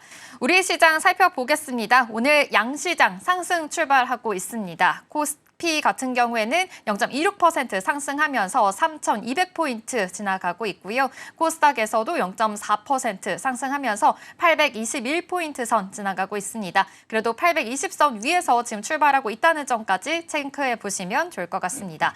이어서 시가총액 상위 종목들도 체크해 보겠습니다. 코스피 1위부터 5위입니다. 오늘 반도체 흐름, 투톱에 대해서는 오늘 상승하고 있네요. SK하이닉스 어제 큰 폭으로 빠졌었죠. 9% 가까이 급락이 나왔었는데 오늘 올라와주고 있습니다. 0.74% 상승하면서 출발하고 있습니다. 어제 이어서 오늘도 삼성전자 흐름이 좋습니다. 0.45% 상승하면서 66,900원 선 지나고 있습니다. LG 에너지 솔루션 같은 경우에는 계속해서 기대감을 좀 받아가는 모습이죠. 0.95% 상승하면서 오늘 31만 9,500원 선 지나가고 있는데요. 관련해서 2차 전지주들 오늘 같이 수급 받아갈 수 있을지까지 체크해 보시면 좋을 것 같습니다. 삼성 바이오로직스 같은 경우에는 오늘 큰 폭으로 쉬어가네요. 2.71% 하락하면서 지나가고 있는데 이 바이오주 관련해서는 이제 코스닥에서도 계속해서 모멘텀 있는 상황이니까요. 함께 체크해 보시면 좋을 것 같습니다. 역시 삼성전자가 잘 가니까 우선주들도 같이 올라오고 있죠. 0.5% 상승하면서 출발하고 있습니다. 이 밖에 현대차와 하나에어로스페이스도 같이 잘 가고 있는 흐름 출발하고 있으니까요. 참고해보시면 좋을 것 같습니다. 이어서 코스닥 시가총액 상위 종목 1위부터 5위도 살펴보겠습니다. 오늘 알테오젠이 올라가고 있습니다. 알테오젠 0.2% 상승하고 있고요. 와, 오늘 에코프로 BM 강합니다. 역시 2차 전지주들 지금 기대감이 있는 상황으로 보입니다. 지금 에코프로 또한 3% 강한 흐름 보이면서 지금 에코프로 형제들 좋은 시세 보여주고 있다라는 점 체크해 보시면 좋을 것 같고요. 오늘 바이오 종목들 제약 쪽으로는 조금 쉬어가네요. HLB 1% 하락하고 있고요. 펩트론까지 1.23% 하락하면서 출발할 것으로 보입니다. 어제 펩트론 같은 경우에는 굉장히 큰 시세를 냈었죠. 시가총액 5위 안으로 들어오면서 지금 안착을 하는 모습인데요. 관련해서도 계속해서 잘 갈 수 있을지 잠시 잠시 후에 전략 세워보도록 하겠습니다. 오늘 투자 매매 동향도 살펴보면요. 오늘 외국인이 코스피와 선물 시장에서는 조금 작지만 그래도 매수이 보이고 있다라는 점 체크가 되고 있고요. 오늘 지금 상황에서는 개인이 좀 사들이고 있는 모습이 포착이 되고 있습니다. 전문가님, 오늘 시장 지금 이 개장한 시기이기 때문에 아직 큰 시세가 나오진 않고 있지만 그래도 양시장 상승 출발하고 있습니다. 뉴욕 증시도 좀 좋았던 만큼 오늘 시장 그래도 잘 갈 수 있을까요? 어떻게 보고 계실까요? 저는 개인적으로는 전반에 좀 강세를 보이고 네. 일부 후반 들어서는 상승폭이 좀 축소되지 않을까라고 저는 개인적으로 예상을 하고 있고요. 이 같은 배경에는 아무래도 차익 매물 출회도 예상이 되고 추가적으로는 이제 8월 1일까지는 관세까지는 아직 다음 주 되면 약 10일 정도 남은 상황이죠. 10일 정도 남은 상황에서 막주에 발표를 하기보다는 다음 주 정도에 좀 발표가 나오는 게 가장 베스트다라고 생각을 하고 있기 때문에 관세에 대한 리스크가 아직 공존하고 있는 가운데 좀 후반 들어서는 고개를 좀 숙이지 않을까라고 예상하고 있기 때문에 들고 있으신 분들은 장기적으로 접근하시는 분들은 일부 분할 매도로 대응해 나가시면 좋을 것 같고요. 장기적으로 보신다는 분들은 추세 보면서 대응해 나가시면 될 것 같고요. 그리고 지금 현재 시간으로는 관련주들을 보면은 흑연 관련주가 좀 강세가 이어지고 있네요. 흑연에 대해서 반덤핑 관세를 부과한다라는 100% 부근까지 관세 부과 소식이 이어지면서 상보라든지 뭐 2차 전지 관련주들이 수혜 기대감에 오름세를 보이고 있다라고 보시면 될 것 같고 간밤에 2차 전지 리튬 소식도 있었었죠. 3개월 정도 중국에게 리튬 가격이 지금 연일 올라가고 있다는 그런 소식도 있어서 그거에 부각받아서 오름세를 보이고 있다라고 보시면 될 것 같고 추가적으로 포스코 그룹주들도 7월 말 정도에 실적 발표를 앞두고 있는 그런 상황이고 배터리는 LG엔솔은 다음 주 7월 25일 날 실적 발표를 앞두고 있는 그런 상황이기 때문에요. 그 점 고려하면서 보시면 좋을 것 같습니다. 그러니까요. 지금 2차 전지주들 제가 지금 앞서서도 브리핑 해드리면서 놀랐거든요. 코스닥에서 에코프로 형제들이 오늘 좋은 시세에 나타나고 있는데요.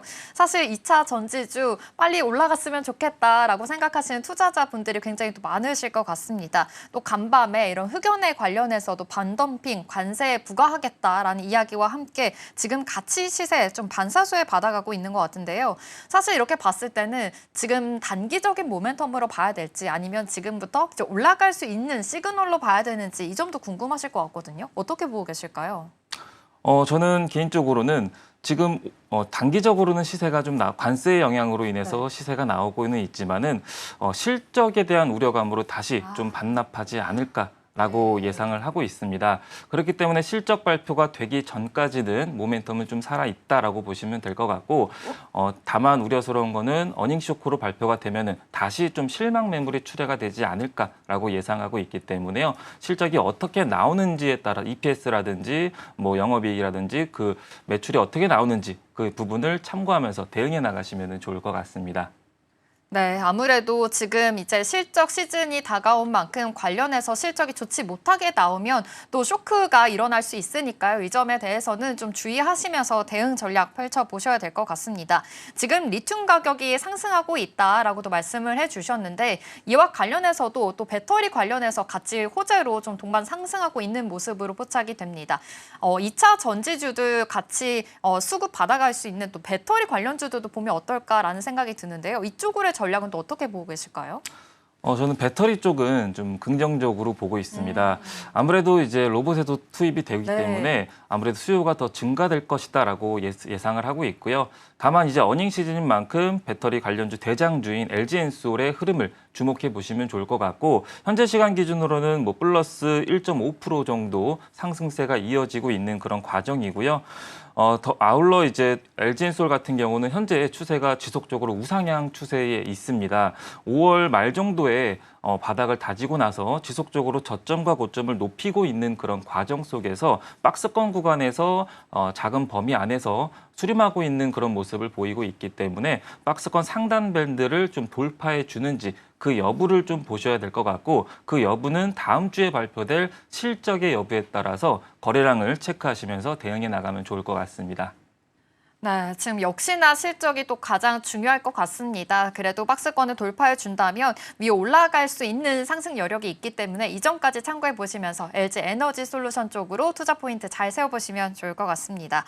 이어서 저는 바이오 쪽으로도 좀 궁금합니다. 사실 어제 코스닥을 좀 이끌어줬던 게 바이오 종목이기 때문에 같이 또 전략 세워보면 좋을 것 같은데요. 지금 펩트론의 시세도 굉장히 무섭습니다. 아무래도 치료제 관련해서 식약처에 획득을 한 만큼 허가가 된 만큼 좋은 시세 받아가고 있는 것 같은데요. 지금 이 시각에도 펩트론 3% 강세 흐름 보여지고 있습니다.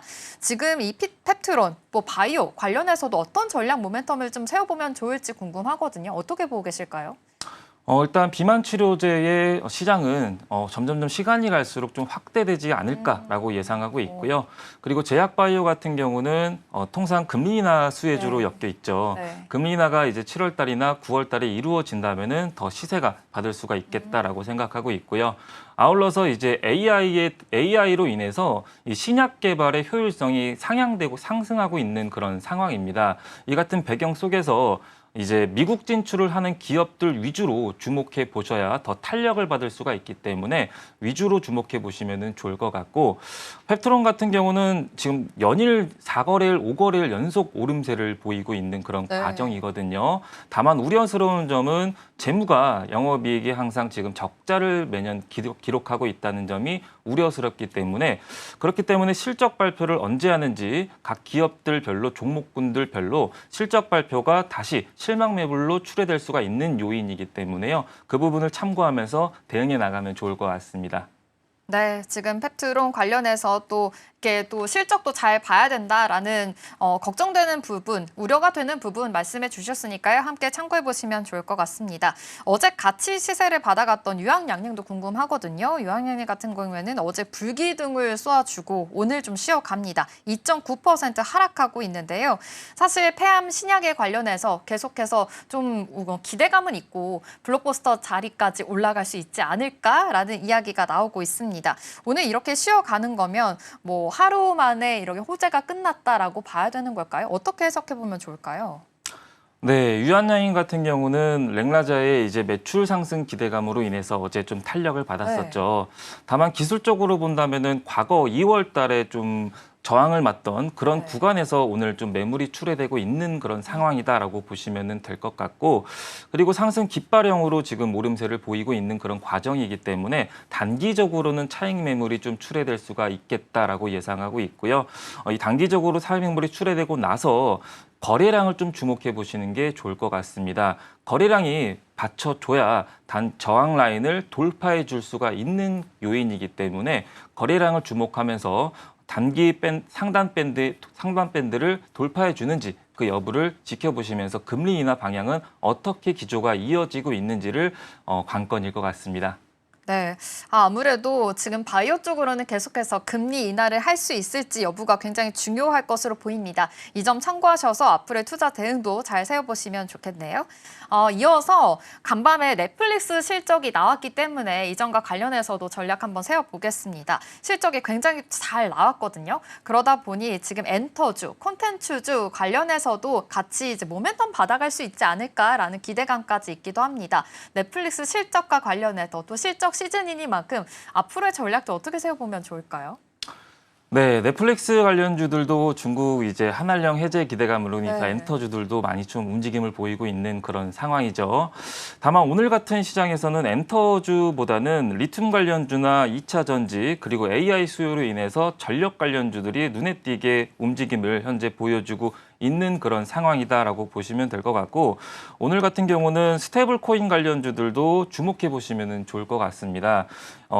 넷플릭스도 지금 현재 관련주가 호실적을 기록을 하였지만은 엔터주들은 화면에 보시다시피 지금 고개를 숙이고 있는 그런 상황이다라고 보시면 될 것 같고요.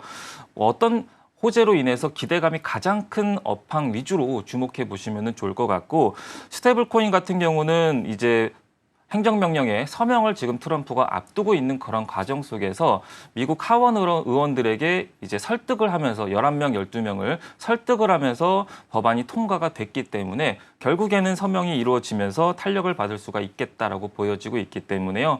이왕이면 오늘 같은 장에서는 리튬 관련주라든지 2차 전지 관련주, 그리고 흑연 관련주, 그리고 스테이블 코인 관련주 위주로 주목해 보시면은 단기적으로 수익을 창출할 수가 있겠다라고 예상하고 있기 때문에 그런 쪽으로 주목해 보시면은 좋을 것 같습니다. 네, 오늘의 투자 전략들 좀 간단하게 해서 이렇게 말씀해 주신 것 같습니다. 아무래도 간밤에 스테이블코인 관련해서 지금 법안이 이 지니어스 법안이 미 의회를 통과했다라는 소식이 전해졌죠. 그러다 보니까 함께 좀 시세가 나오고 있는 모습 포착이 되고 있고요. 그리고 이제 엔터주들은 오늘 좀 쉬어갑니다. 아무래도 좀 하이브에 대해서 오너 리스크가 있는 상황이기 때문에 이 점은 좀 우려가 되고 있다라는 점까지 참고해 보시면 좋을 것 같습니다. 지금 제가 거래 대금 쪽으로 보고 있는데 관련해서 한일시멘트가 또 올라가고 있습니다. 지금 7% 강세 흐름 보여지고 있거든요. 사실 한일시멘트에서는 이슈가 있죠. 지금 한일, 현대시멘트와 합병 이슈가 있으면서 이제 큰 시멘트 기업이 됐다라고도 볼 수 있을 것 같습니다. 이쪽으로의 시세 오늘 이제 첫 시작이니만큼 강하게 받아가고 있는데 앞으로의 모멘텀 어떻게 보면 좋을까요? 네, 말씀하신 대로 합병 이슈로 인해서 네. 좀 슈팅이 나온 그런 상황인데 한일시멘트 같은 경우는 항상 윗꼬리가 좀 빈번하게 좀 출현한 이력이 있습니다. 물론 추세적으로는 저점을 높이면서 고점과 저점을 높이면서 우상향을 그리고는 있지만은 다만 윗꼬리가 빈번하게 지금 네. 출현하고 있거든요. 과거 4월 달에서도 23%까지 급등하고 나서 다시 끝날 때는 보합 부근에서 끝나는 그런 현상이 빈번하게 좀 발생하고 있기 때문에 한일시멘트 같은 경우는 단기적으로 좀 안전하게 수익을 좀 챙기는 게 낫지 않을까라고 예상하고 있고요. 다만 이제 거래량이 좀 더 터져주는지 그 여부를 좀 보면서 탄력을 좀 받쳐주는지 여부를 보면서 대응해 나가시면 좋을 것 같고 또한 이제 과거 2021년도에 저항을 맞던 구간 상단 밴드에서 오늘도 좀 매물이 출회되고 있는 그런 부분이니까 상단 밴드 저항선 부분을 돌파해 주는지 여부를 체크하면서 대응해 나가면 좋을 것 같습니다. 네, 지금 이 한일시멘트 지금 차트상에서도 윗꼬리가 크게 달려있는 모습입니다. 이 점도 주의해서 유의하셔서 이 투자 포인트 잘 세워보셔야 될 것 같고요. 또 관망 자세 중요한 만큼 거래량까지 체크해 보시면서 앞으로의 시세 체크해 보시면 좋을 것 같습니다. 스타 포인트는 여기서 마무리하도록 할게요. SCTV 공대현 전문가와 함께했습니다. 고맙습니다. 반갑습니다.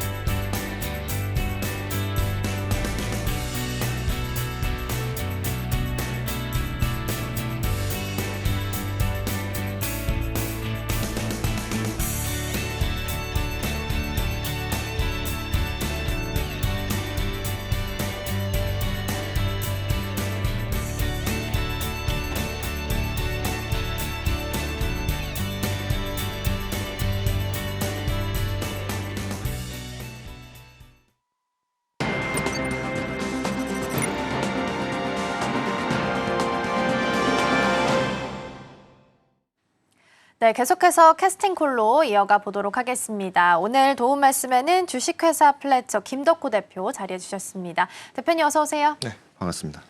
네, 시장 분위기부터 좀 점검해 보고 갈 텐데요. 오늘 일단 시장 분위기를 봤을 때는 양시장 모두 강보합에서 흘러가고 있습니다. 현물 쪽에서는 아주 조금이긴 합니다만 그래도 매도로 찍혀 있고요. 선물 쪽에서는 소규모이긴 합니다만 그래도 매수로 찍혀 있습니다.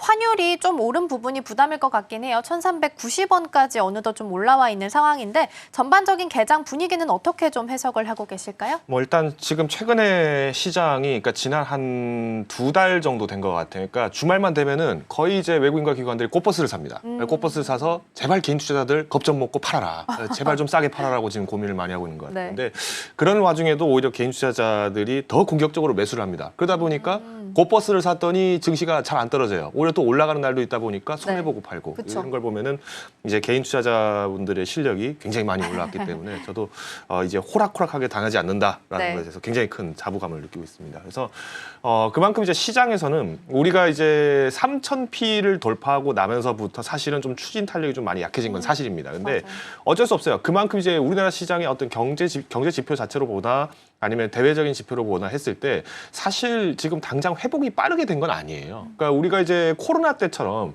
셧다운이 됐다가 이제 셧다운 이게 우리가 문 다시 엽니다 이렇게 하면은 당연히 그때는 뭐 직업도 다시 열고 경제 활동도 활성화되고 이렇게 되는데 지금은 뭐 우리가 뭐 쿼런티를 하고 있나요? 뭐 자가격리하고 있나요? 그렇지 않잖아요. 네. 그러다 보니까 오히려 지금 시장에서는 좀 열심히 뭔가 일을 하고 있는데 돈은 잘 안 벌리고 물가도 다 올라가고 다 올라갔는데 내 월급만 안 올라가고 그쵸. 이런 상황이 계속 있다 보니까 사실 회사 입장에서는 월급 주기가 또 부담스럽고 또 직원들 입장이나 어떤 직장을 다니시는 분들, 장사하시는 분들 입장에서는 뭔가 또 소득이 좀 잘 나지 않다 보니까 소비가 위축되고 이런 현상이 반복된다는 거죠. 그래서 어떻게 보면은 지난 6월 동안에는 우리가 이제 시장을 보면은 사실 정책 테마주들이 굉장히 많이 갔어요. 뭐 대표적으로 AI 산업 관련해서 지원한다, 2차 전지 및 반도체 클러스터 확장시킨다, 그리고 소비 활성화를 위해서 민생지원금 지급하겠다 이런 얘기 나죠. 당장 뭐 다음 주만 하더라도 우리가 이제 다 신청을 하잖아요, 그죠? 네. 그러다 보니까 그 기대감에 의해서 상승한 것들이 굉장히 많았는데 기대감에 대비해서 지금은 실적 시즌이죠. 그러다 보니까 실적은 안 좋은데 기대감은 높고 그러다 보니 야, 너희 이거 실적 안 좋을 건데 빨리 겁먹고 그러니까. 팔아라 이런 식으로 좀 조장을 하는 게 아닌가 싶어요. 그래서 제가 이런 모습을 보면은 뭐 제가 이게 좀 방송에서 공개적으로 말씀해도 되는지 모르겠지만 정말 기관들이 배가 많이 아픈 것 같아요.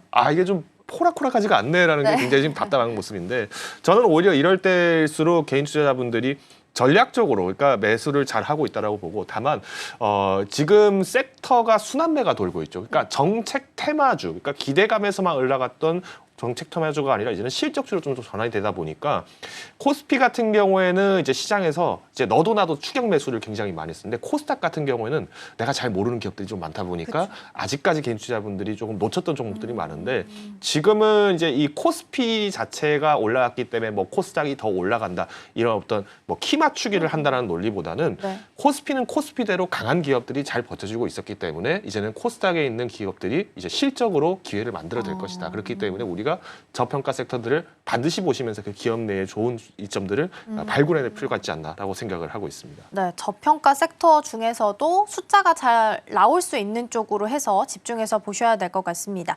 개장 분위기는 전반적으로 점검해봤고 아마 가장 걱정하시는 종목이 SK하이닉스가 아닐까 싶어서 넘어가기 전에 점검을 좀 해보겠습니다.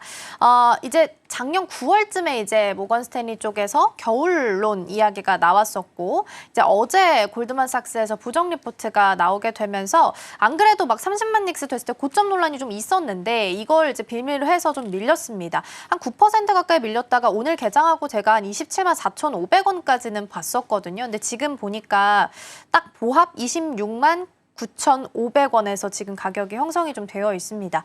다시 오르는 분위기가 나타났다가 상승분 반납했고 외국인은 순매도 1위 종목에 찍혀 있고 공매도 잔고도 늘고 있다 그러고 이제 갑자기 안 좋은 뉴스들이 더 많이 보이는 것 같아요. 그래서 지금 내용보다 중요한 게 수급과 아니면 심리다라고 본다면 지금 여기서 어떤 대응을 해 나가야 되는 거예요? 이거는 이제 아까 앵커께서 말씀해 주셨던 것처럼 이제 작년에 모건 스탠리가 뭐 부정적인 의견을 냈었죠. 근데 정작 JP 모건에서 부정적인 의견을 냈었는데 모건 스탠리에서 엄청나게 이 기간에 매수를 했었어요. 그러니까 이 말은 뭐냐면은 지금 겁박 주고 있는 겁니다. 반도체에서 겨울이 온다. 겨울이 오겠죠. 지금 여울이니까. 여름이니까. 겨울쯤 되면은 겨울이 올 것 같기는 네. 해요. 근데 지금 우리가 시장에서 SK하이닉스를 사신 분들이 지금 기대를 하는 건 뭐냐면 실적이란 말이에요. 근데 TSMC 실적이 어떻게 나왔죠? 잘 나왔죠. 잘 나왔잖아요. 그러니까 잘 나왔기 때문에 이전만큼의 그 퍼포먼스를 그러니까 상향돼서 또 한 번 내기는 어려울 것이다라는 얘기를 하고 싶은 것인데 이게 어떻게 보면은 이제 그만큼 SK 하이닉스가 사실은 우리가 HBM을 예를 좀 들어보겠습니다. HBM 같은 경우에도 그동안 뭐 우리가 마이크론 테크놀로지에 비했을 때도 점유율이 훨씬 높았고 네. 삼성전자 같은 경우에는 계속 도전한다 가스라이팅만 당했다 결국에는 진입 못하고 이번에 겨우 물량 일부 좀 소진을 했던 네. 거죠. 그러다 보니 점유율이 굉장히 높다 보니까 여기서 그러면 추가적으로 고객사들로부터의 어떤 대응을 어떻게 할 것이냐. 사실은 미국의 지금 엔비디아에게 의존하고 있는 거 아니냐라는 지적을 한 거예요. 그래서 이번에 레포트 내용을 잘 보시면은 물론 뼈가 되는 말이 있습니다. SK 하이닉스가 점유율이 높다. 당연히 중요하죠. 근데 여기서 문제점은 그러면 점유율이 높기 때문에 엔비디아 입장에서도 너희 나 아니면 못 팔아라는 거를 지금 약간 과시하고 있다는 거예요. 그러다 보니까 지금 시장에서 받아들이는 거는 SK 하이닉스가 아 이것도 위기서로 오나? 근데 그렇지는 않은 것 같은데 아직 이번에 실적은 괜찮을 것 같은데 그러니까요. 그러다 보니까 팽팽한 신경전이 있는 거죠. 그러면 저는 지금 시점에서 SK 하이닉스가 26만 원 이상 지지선을 버텨준다는 거는 당연히 의미가 깊다라고 봐요. 왜? 전년도에 비해서 지금 실적이 성장을 하고 있거든요. 그리고 반도체 굴기를 선언을 한 중국의 입장에서도 굉장히 지금 부담스러운 게 뭐냐면은 일단 미국의 반도체 수출 자체가 굉장히 많이 막혀 있어요. 반도체 장비도 미국이 중국에 수출을 할 수 있지만 허가 받으라고 하는데 이거 네. 허가 주겠습니까? 어디 한번 팔아봐라라는 얘기지 이게 적극적으로 판매하십시오라는 네. 얘기겠어요? 그게 쉽지가 않다는 거예요. 그러다 보니까 이런 시점에서는 이제 SK 하이닉스에 대한 주가도 우려가 나타나긴 하지만은 SK 하이닉스 관련주들도 주가가 영향을 받을 수밖에 없어요. 맞아요. 그러니까 뭐 ISC라든가 이런 기업들 같은 경우에는 이제 후공정을 맞다 보니까 괜히 그럼 진짜 안 돼버리면 어떡하지? 그러면 ISC 같은 경우에는 뭐 테스트 소켓도 있고 후공정 장비라는 데도 갖고 있기 때문에 이게 그러면 계속 악성 재고가 쌓일 것을 우려를 한단 말이에요. 그러면 이제 여기서 주가가 더 빠지는 거는 오늘은 SK 하이닉스가 먼저 빠질 수 있지만은 내일에는 뭐 다른 이제 소부장주들이라는 거 이쪽이 좀 같이 빠질 수가 있기 때문에 저는 전략적으로 봤을 때는 일단 지금 이런 공포 레포트가 나왔을 네. 때 무조건 떨어지는 칼날을 잡으라는 뜻은 아닙니다. 다만 우리가 이제 접근을 할 때 SK 하이닉스가 지금 점유율이 높죠. 그러면 이제 성과가 전년 대비라는 성과보다는 분기 대비 성과에 조금 더 초점을 놓을 필요가 있다고 보고 있습니다. 그래서 지금 이제 미국이 계속 반도체나 이제 바이오 쪽 같이 이제 계속 기술 전쟁을 계속 하고 있어요. 기술 분야에 대해서는 계속 전쟁을 지금 강화를 하고 있는 상황이기 때문에 SK 하이닉스가 그렇게 쉽게 떨어지지는 않을 것 같습니다. 다만 여기서 이제 문제점은 그러면 SK 하이닉스에서 떨어뜨릴 수 있는 하방 압력에서는 누가 좌우를 하겠느냐? 중국 자본이겠죠. 지금 SK 하이닉스도 사실은 이제 중국 쪽에 대해서 좀 이제 수위가 좀 그러니까 기술 단계가 좀 낮은 제품을 여전히 수출을 하고 있는 네네. 상황인데 여기에서 이제 발목이 묶일 가능성은 있다라는 겁니다. 그래서 지금 보면은 SK 하이닉스보다 삼성전자가 잘 가잖아요. 맞아요. 삼성전자는 중국의 방중에서 실질적으로 수출 관련해서 협업을 계속 강조를 하고 있다 보니까 오히려 삼성전자가 상대적으로 이제 저평가가 됐던 게 올라가고 있는 겁니다. 그래서 저는 지금 시점에서는 SK 하이닉스를 뭐 급하게 매도하실 사항은 아니라고 봐요. 다만 내가 좀 매수를 했던 가격이 뭐 25만 원 이상 때부터 내가 좀 높게 잡은 것 같다. 그때는 비중 관리하시면 됩니다. 그러니까 내가 한 15% 갖고 있던 거를 한 10% 줄이더라도 나머지 5%는 지금 이렇게 순환매가 돌고 있는 장세에서 좀 저평가했던 섹터들 다시 사시면 되거든요. 그래서 반도체 자체는 놓칠 수가 없습니다. 그리고 SK 하이닉스 골드만삭스에서 얘기를 했던 것처럼 겨울이 온다면은 마이크론 테크놀로지도 박살날 거고요. 엔비디아도 박살납니다. 그래서 너무 크게 걱정하실 필요는 없지 않나라고 생각을 하고 있습니다. 그러면 대표님 만약에 반도체 빼놓을 수 없다라는 관점에서 본다면 SK 하이닉스를 못 담으셨던 분들한테는 지금 이렇게 공포 리포트가 나온 이 가격대가 기회가 될 수도 있는 거예요? 물론 기회가 될 수 있죠. 그러니까 SK 하이닉스가 내가 그동안 없었다 하시는 분들한테는 사실은 기회가 될 수 있어요. 그런데 여기서 이제 우리가 주목을 하셔야 되는 거는 이 그동안의 수급 현황을 보시면 압니다. 네. 그러니까 사실 최근에 지금 우리나라 시장에서 공격적으로 외국인들이 계속 지속적으로 매수를 했던 거는 중장기 모멘텀들이 충분히 있는 기업들이거든요. SK 하이닉스가 지금 1년치 기간을 이제 한번 제가 띄워드릴 건데 1년 동안 순 매수를 보면은 네. 사실 25만 원대 갔었던 작년에 비했을 때면은 오히려 지금은 다시 계속 꾸준하게 매수를 하려는 모습이에요. 그러네. 오늘 이제 레포트가 공식적으로 나오다 보니까 물량 조절을 하는 모습이지만은 그럼 이 기간 한번 좁혀봅시다. 우리가 반년 정도를 봤을 때면은 아직까지도 순매수 계속 유지하고 있다. 그러니까 기관들 같은 경우에는 조금씩 오르니까 이제 팔고 있는 모습인데 외국인들은 계속 사고 있어요. 사실 지금 실적 기대주 그리고 이제 실적이 또 굉장히 탄탄했던 기업들은 거의 수급이 이렇습니다. 기관들은 팔고 나가고 있고요. 그리고 외국인들은 계속 사고 있어요. 그럼 결국에는 이제 기관들 같은 경우에 조만간 레포트 하나 나오겠죠. 진짜 모건 스탠리가 저런 얘기 했으니까 위험할 수 있다. 공매도 걸려 있겠죠. 네. 그러니까 이런 거를 이제 투자자분들이 굉장히 예리하게 보실 필요가 있는데 저는 지금 시점에서는 너무 우려하실 필요는 없을 것 같다. 다만 개인별로 매수가가 다르기 때문에 여기에서 구간별 손절가는 반드시 엄수를 하시는 것은 기술적인 매매에서는 필요하다라고 제가 강조를 드리겠습니다. 그러게요. 지금 SK 하이닉스 그 매수 창구를 보니까 또 갑자기 골드만삭스가 매수 상위 창구에 이름을 올리고 있어서 어제 이제 부정 리포트를 내면서 안 좋게 만들더니 오늘은 또 매수 상위에 이름을 올리고 있다라는 부분도 확인이 좀 되고 있기는 하네요. 그래서 SK 하이닉스가 사실 공매도 잔고가 좀 늘고 있다라고 해서 이 부분은 조금 더 체크를 해보면서 가셔야 될 것 같고요. 이제 24일에 다음 주 목요일입니다. 실적 발표가 예정이 좀 되어 있는 상황이라서 이때 잘 보셔야 될 것 같고 영업이익은 한 9조 원 정도 현재 예상이 좀 되고 있습니다. 그때를 기점으로 해서 주가의 변화가 있을지도 함께 보시면 좋겠고요. 다음으로 테마로 좀 넘어가서 살펴보도록 하겠습니다. 세 가지 테마 준비되어 있고요. 첫 번째 테마부터 열어보겠습니다. 음식료 쪽이고요. 이제 21일이죠. 민생회복 소비 쿠폰 이제 지급일로 정해져 있는 상황인데 소비주에 대한 관심도가 그동안 쭉 높아져 있는 상태긴 했습니다. 그래서 정부에서도 K푸드에 대해서 긍정적인 지원 이야기가 많이 나오고 있어서 이쪽을 쭉 꾸준하게 봐도 괜찮을지 전략 점검해 보겠고요. 두 번째 열어볼까요? 두 번째는 제약 바이오입니다. 어제는 그래도 좀 군집성을 가지고 움직임이 좀 나타났습니다. 특히나 유한양행은 존슨앤존슨이랑 같이 이제 리브리반트 병용요법에 대한 매출이 좀 늘어나고 있는 것으로 확인되면서 오스코텍까지 같이 관심 좀 받았고요. 알테오젠도 꾸준하게 흐름 이어갑니다. 오늘도 3%대 50만 원 돌파를 했네요. 오늘 50만 3천 원. 지금 2.97% 상승하면서 개장 초반 대비해서 계속해서 고점 지금 높여가는 구간에 있습니다. 일단 마지막 열어볼까요? 마지막은 스테이블 코인 넣어놨는데요. 사실 이제 흑연 관련한 종목들이나 뭐 탄소 나노튜브, 리튬, 2차 전지, 나트륨 이온 이런 쪽이 좀 강하긴 합니다. 미국에서 이제 중국 쪽의 흑연에 93% 반덤핑 관세 부과한다고 합니다. 기존의 관세까지 더하면 한 160% 정도 수준이라서 사실상 오늘 그런 종목들이 좀 더 강세를 보이고 있기는 한데 워낙 시총이 작은 종목들이 좀 있다 보니까 스테이블 코인 그 크립토 위크 관련해서 법안이 3대가 지금 통과된 상황이 이라 이쪽이 조금 더 낫지 않을까 싶어서 일단 스테이블 코인 좀 넣어봤고요. 관련된 종목들 전략들로 함께 체크를 해보도록 하겠습니다. 자, 그러면 첫 번째 음식료부터 확인을 좀 해보겠습니다. 이제 민생회복 소비 쿠폰 이야기가 날짜가 딱 21일 다음 주 월요일로 예정이 되어 있습니다.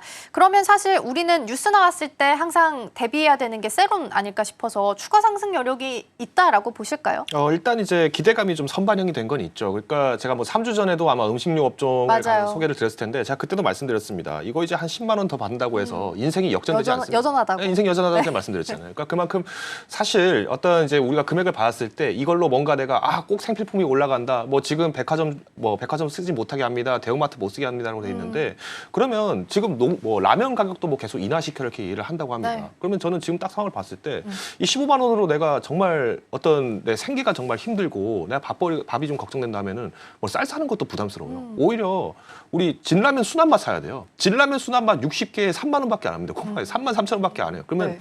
15만 원 받아서 라면 한 240개 재워놓고 나머지 김치 사가지고 먹으면 되겠네요. 근데 그렇게 합니까? 안 한다는 하죠. 거예요. 진라면 순한맛 맛없잖아요. 네, 물론 저희는 다 매운 걸 좋아하다 보니까 이미 뭐 농심 신라면이나 이런 것에 다 입맛이 길들여졌어요. 그러다 보니까 15만 원 받아서 라면 먹어야지라고 한다 하더라도 그렇게 내가 좋아하는 걸 사고 말지 정말 내가 생계가 필요하신 분들 같은 경우에서 나오는 그 어떤 수요 매출은 오히려 적을 거란 거죠. 왜? 이거는 지금 전 국민 대상으로 지급하기 때문에 그런 거예요. 그러다 보니까 오히려 지금 다음 주에 이제 민생지원금을 신청을 해서 한다라고 하니까 지금 벌써 카드사들이 난리예요. 맞아요. 지금 민생지원금이라는 태그 때문에 더 신나는 거는 지금 오히려 금융사들, 카드사들이고 또 이번에 이제 정부에서 뭐 소득공제 따로 뭐 카드 소득공제, 신용공제, 소득공제 관련해서는 별도로 건들지 않겠다 이런 얘기가 나오니까 지금 아주 파티를 하고 있는 거예요. 근데 저는 지금 상황을 보면은. 음식료 업종 같은 경우는 어떻게 될 거냐. 자, 그때도 말씀드렸습니다. 우리가 반도체도 완성체가 있고 소부장이 있고 또 뭐 이 반도체를 활용한 제품들이 있다라고 얘기를 한 것처럼 식료품 같은 경우에 그러면 지금 마트나 이런 곳에 못 쓰는데 어디가 갑니까? 그러면은 우리가 제로 쪽이겠죠. 뭐 밀가루라든가 설탕 뭐 이런 것들 같은 경우는 기대를 할 수 있겠죠. 근데 저는 그래서 이제 최근에 지금 주가를 보면 뭐 샘표 이런 기업들도 맞아요. 주가가 굉장히 잘 갔어요. 샘표가 이렇게 갈 거라는 거 아무도 생각 안 했을 거예요. 근데 우리가 알고는 있어도 이런 기업이 갑자기 이렇게까지 간다고라고 얘기를 했었다면은 지금 현재 주가에서는 어느 정도 부담스럽죠. 왜? 새로 진입하기가 부담스럽다는 그러네요. 거예요. 왜냐? 이미 지금 기대가 반영됐고 이 15만 원을 가지고 전체적으로 경기 회복을 단기간에는 소비를 유도할 수 있겠지만은 이게 꼭 먹는 걸로 간다는 보장이 그렇죠. 없거든요. 먹는 걸로 간다는 보장이 없기 때문에 다시 또 조정 매수가 나옵니다. 그러면은 저는 지금 시점에서 봤을 때 이 유통업계 쪽도 한 번은 볼 필요가 있다라고 봐요. 유통이요? 자, 아까 제가 말씀드린 것처럼 사람들은 지금 뭐 우리나라 같은 경우에 대부분 사람들은 뭔가 필요한 걸 사기 위해서 이 15만 원이라는 금액을 생각하지 않아요. 내가 사고 싶은 걸 사기 위한 추가 용돈이라고 생각하는 경우가 훨씬 많습니다. 그러니까 우리가 어떤 제품을 사거나 할 때는 내가 여력이 있을 때 더 추가적인 매수가 나오는 건데 25만 원이 내가 드디어 못 벌던 돈을 받았다고 생각합니까? 그렇지 않다는 거예요. 명절 떡값 생각해 보세요. 명절 떡값 모아서 내가 재테크해야겠다 생각합니까? 그냥 이거 저기 부모님 선물로 사드릴까? 이렇게 하나요. 네. 그래서 저는 유통업계 같은 경우에도 사실은 소외망이 그렇게 크지는 않다라고 봐요. 그러다 보니까 뭐 이마트도 지금 보면은 좀 많이 오르긴 했습니다만은 뭐 이마트를 비롯한 이제 대형 마트들도 뭐 의미는 있겠죠. 근데 저는 오히려 뭐 쿠팡 관련주라든가 이런 기업들도 한번 볼 필요는 있지 않나라고 생각을 하고 있습니다. 그래서 일단 정부에서는 식료품 업계 쪽에서는 좀 물가 상승을 좀 참아라라고 얘기를 하는데 이 회사들 입장에서는 왜 우리를 악마처럼 얘기하냐. 물가가 뭐 우리 때문에만 올라가는 거 아니다라고 지금 얘기를 하고 있는 상황이거든요. 그래서 저는 지금 이 기대감 속에서는 좀 어느 정도 조정이 나올 때는 굳이 내가 이 민생지원금발 수혜만을 가지고 공격적으로 추격 매수하는 거는 좀 자제해야 된다, 지양해야 된다라고 저는 좀 말씀을 드리고 싶습니다. 근데 그러면 지금 환율이 생각보다 좀 빠르게 올랐거든요. 오늘도 아까 개장 때 1,390원을 제가 확인을 했던 것 같은데 만약에 그렇게 본다면 사실 그 수출 비중이 높은 음식료 쪽은 오히려 좀 더 긍정적으로 좀 바라볼 수 있는 걸까요? 그렇죠. 일단 환율 자체에 이슈가 있다라는 거는 말씀하셨던 것처럼 이제 수출 수혜를 받을 수 있다라는 그렇죠. 것인데, 근데 지금 환율도 너무 올라가면은 이제 이 자료들을 수급하는 게 어려워져요. 그렇죠. 원재료들을. 그러니까 이게 뭐 모든 땅에서 모든 재료들이 다 나면 좋겠죠. 근데 그렇지가 않잖아요. 그러다 보니까 이제 환율도 사실은 어느 적정선을 유지하는 게 굉장히 좋은데 사실 지금 1,400원대 돌파를 지금 앞두고 있다 뭐 이런 얘기 계속 그러니까요. 나온다는 거는 환율이 높다라는 거예요. 그러다 보니 지금 미국에서도 빨리 금리 인하를 하는 시점이 오히려 우리나라에도 득이 될 것이다라고 지금 예상을 하고 있는 거죠. 그러면 지금 수출을 한다라고 했을 때 지금 우리나라의 지금 K푸드 육성 지원이 지금 어떻게 돼 있느냐. 요번에 이제 6월에 지난달에 이제 서울푸드 2025를 진행을 했죠. 그러면서 이제 신규 판로들을 개척을 지금 계속 많이 하려고 하는데 전년보다 참가 기업 수도 굉장히 많이 성장을 했고요. 그리고 이번에 이제 동남아나 미국 쪽에서 바이오 유치를 굉장히 많이 했습니다. 그래서 네. 상담 규모도 한 25% 성장을 했어요. 그래서 2억 5천만 불 정도 이렇게 지금 수상이 됐기 때문에 계속 이제 K푸드 같은 경우에는 수출 실적을 기대하는 것이 더 좋을 것 같아요. 그러니까 내수를 탈출한다, 내수 의존을 탈피한다라고 보시는 게 좀 맞다라고 보고 있습니다. 그래서 이번에 이제 정부가 바뀌었죠. 이제 우리가 6월부로 이제 과거 이제 윤석열 대통령께서 이제 집권하시는 정부에서 지금 이제 이재명 대통령께서 지금 집권을 하고 계신데 네. 윤석열 대통령께서 이제 뽑으셨던 송미령 농림부 장관님 그리고 이제 오유경 식약처장님 이분들을 지금 이재명 대통령께서 지금 유임을 하고 계세요.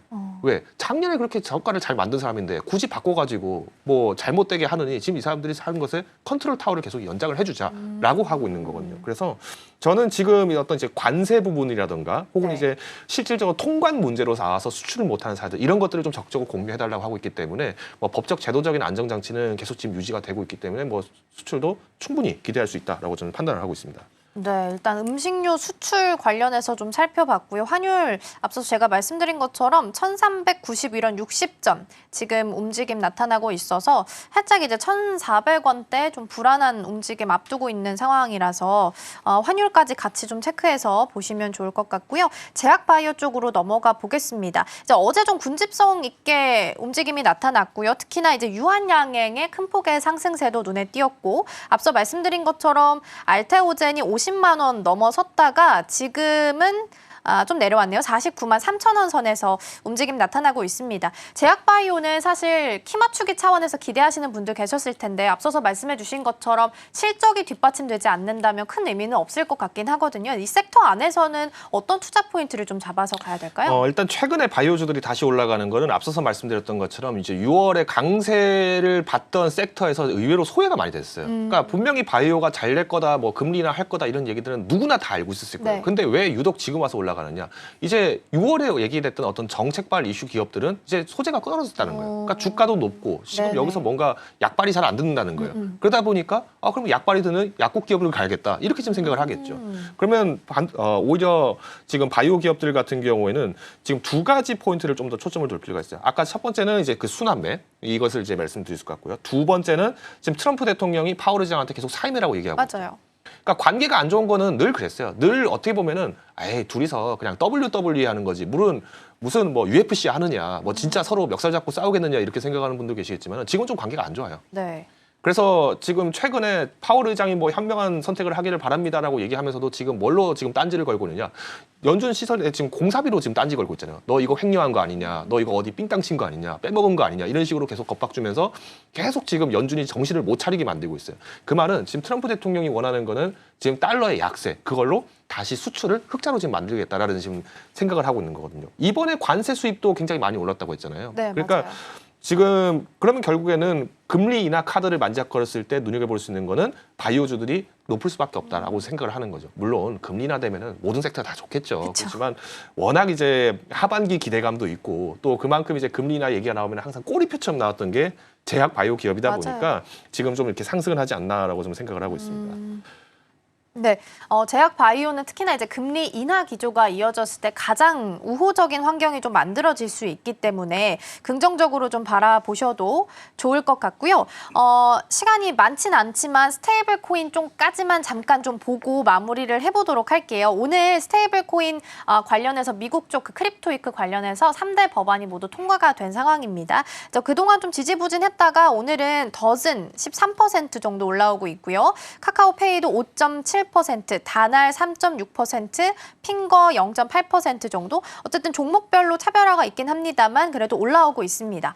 그런데 이제 실적 면으로 이제 아까 이제 강조를 해주셨으니까 그쪽으로 본다면 실적이 2배, 3배 지금 주가만큼 잘 나올까라고 한다면 그건 잘 모르겠어요. 그래서 지금 실적이 못 받쳐줄 게 뻔하니까 세론에 대한 대비는 지금부터 좀 해 나가야 되나라는 부분 어떻게 좀 보실까요? 일단 뭐 카카오페이나 네이버나 이제 다 상승했던 원인은 뭐 스테이블 코인이라고 얘기를 많이 하시는데 네. 이 스테이블 코인에 앞서서 지금 우리가 실질적으로 전자지갑을 갖고 있는 기업이라면은 이 두 개 기업밖에 없기 때문에 그런 거예요. 그렇죠. 물론 다른 기업들에도 어디 뭐 마일리지 쌓여 있고 뭐 이렇게 하겠지만은 그거 실질적으로 생활하는 게 지금 쉽지가 않거든요. 그걸로 제품 사가지고 우리 집에 바로 배달해달라고 하는 게 쉽지가 않기 때문에 일단은 플랫폼 기업들을 중점으로 해서 주가 탄력이 높았던 건 사실입니다. 근데 여기서 이제 그러면 과거처럼 주가 탄력이 올라가려면 뭐가 필요합니까라고 하면은 네. 저는 딱 하나밖에 없다고 봐요. 중국 자본 들어와야 됩니다.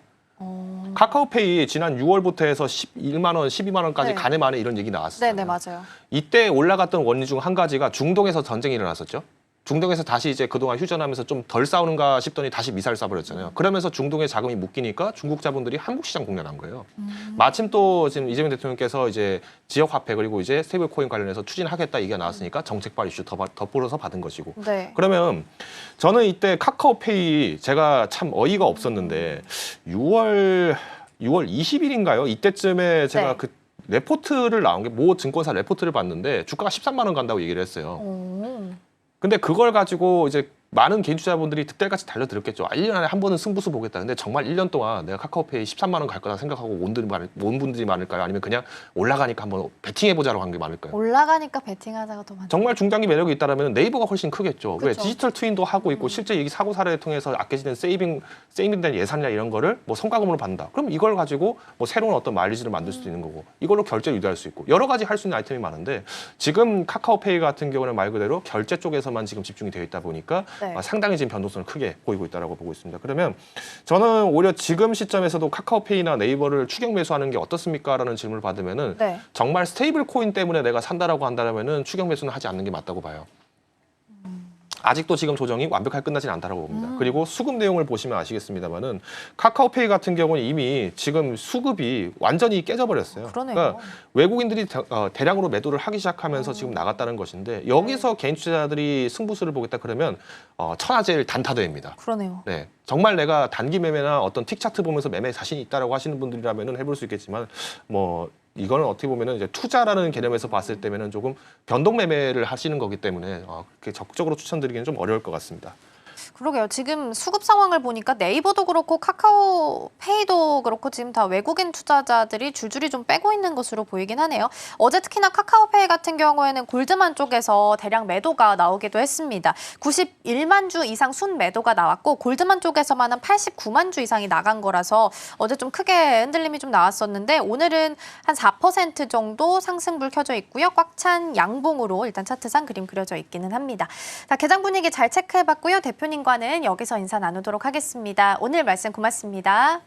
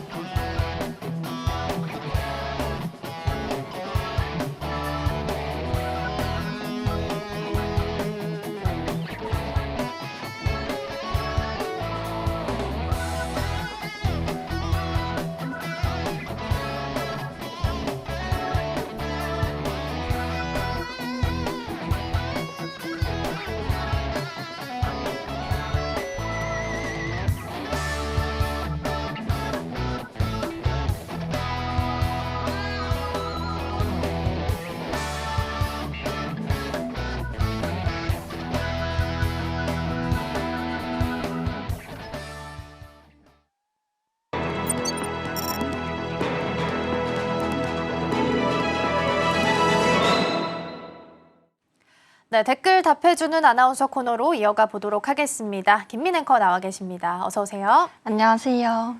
네, 오늘도 댓글들 살펴보면서 투자 고민 해결해 보겠습니다. 첫 번째 댓글부터 화면을 통해서 함께 만나보시죠. 네, 오늘의 첫 번째 댓글입니다. 아이폰 전 모델 LTPO 달리면 삼성, LG 쌍끌이 수혜 확정이네 라는 댓글이고요. 최근에 이제 스마트폰용 OLED 시장에서 국내 기업들이 다시 좀 주목받고 있다라는 기사들이 연이어서 보도가 되고 있습니다. 그동안 이제 중국 업체들과의 기술력 격차가 있었는데 그게 다시 좀 벌어지고 있다라는 이야기가 나오고 있어서 구체적으로 어떤 내용들 좀 살펴봐야 될까요? 네, 이번 흐름의 핵심에는 사실 LTPO OLED 이 고부가 가치 패널이 중심에 있습니다. LTPO 저온다 결정 산화물 OLED의 비중이 올해 처음 70%를 넘어설 것이다. 이런 전망이 나왔는데요. 기존엔 LTPS 기반 패널이 주류였습니다. 이건 저가형 제품에 많이 쓰이고 또 배터리 소모도 또 많은 부분이 있습니다. 반면 LTPO OLED는 고해성도와 그리고 저전력을 동시에 구현할 수 있기 때문에 특히 AI 기능이 들어간 스마트폰 프리미엄 이런 부분에서도 선호도가 높게 나타나고 있습니다. 삼성과 그리고 LG는 애플의 아이폰 프로 라인업에 이 패널을 단독으로 공개를 해왔고요. 또 공급을 해왔고 올 9월부터는 아이폰 17 전 모델에 LTPO가 들어갈 예정인데요. 이 말은 곧 국내 업체들이 애플 수요의 대부분을 가져오면서 또 중국 BOE와 같은 경쟁사와 격차가 더 벌어질 거란 이런 현재 시장 상황이 이어지고 있습니다. 네, 그런데 중국 BOE 쪽을 먼저 보면 사실 OLED 쪽에 꽤 많은 투자를 좀 한 바가 있었거든요. 네. 기술 격차는 정말 확실하게 좀 벌어지고 있다라고 판단을 하고 있는 걸까요? 네, 이 BOE가 물량을 현재 많이 늘리고 있긴 하지만 이 프리미엄 패널의 필수인 LTPO 기술에서는 아직 격차가 좀 크게 벌어지고 있습니다. 지금도 BOE는 애플의 LTPS 패널만 일부 납품하고 있고 또 LTPO 패널 양산에는 계속해서 어려움을 겪고 있는 상황인데요. 심지어 최근엔 BOE가 삼성 디스플레이의 OLED 기술을 또 부정하게 활용했다. 이런 또 판결까지 나오기도 했습니다. 이게 확정이 되면 BOE 패널의 미국 수출 길도 현재 막힐 수가 있기 때문에 국내 업체 입장에선 호재가 될 수 있겠는데요. 여기서 또 하나 주목할 만한 건 바로 LG 디스플레이입니다. 불과 2년 전까지만 해도 LTPO 관련 매출이 20억 달러 정도에 불과했는데 작년에는 95억 달러까지 폭증했습니다. 삼성전자와 함께 LTPO 시장 양강 구도를 현재 만들고 있는 셈으로 확인이 되고요. 국내 증권가에서는 아이폰 전 모델 LTPO 탑재 이 이슈로 국내 디스플레이 업계의 매출 성장이 본격화될 것이다. 이런 전망도 이어지고 있습니다. 중국이 정부 보조금으로 물량을 밀어붙여도 프리미엄 시장에서는 기술이 결국 승부를 가른다. 이런 평가도 함께 이어지고 있는 분위기입니다. 네, LTPO 수요가 계속 늘어나게 된다면 국내 패널 기업들이 수혜를 받을 수 있겠다라는 부분 말씀 주셨고요. 앞서서 언급해 주셨던 3D풀과 BOE 관련한 소송 같은 경우에는 예비 판결에서 승기를 잡게 됐습니다.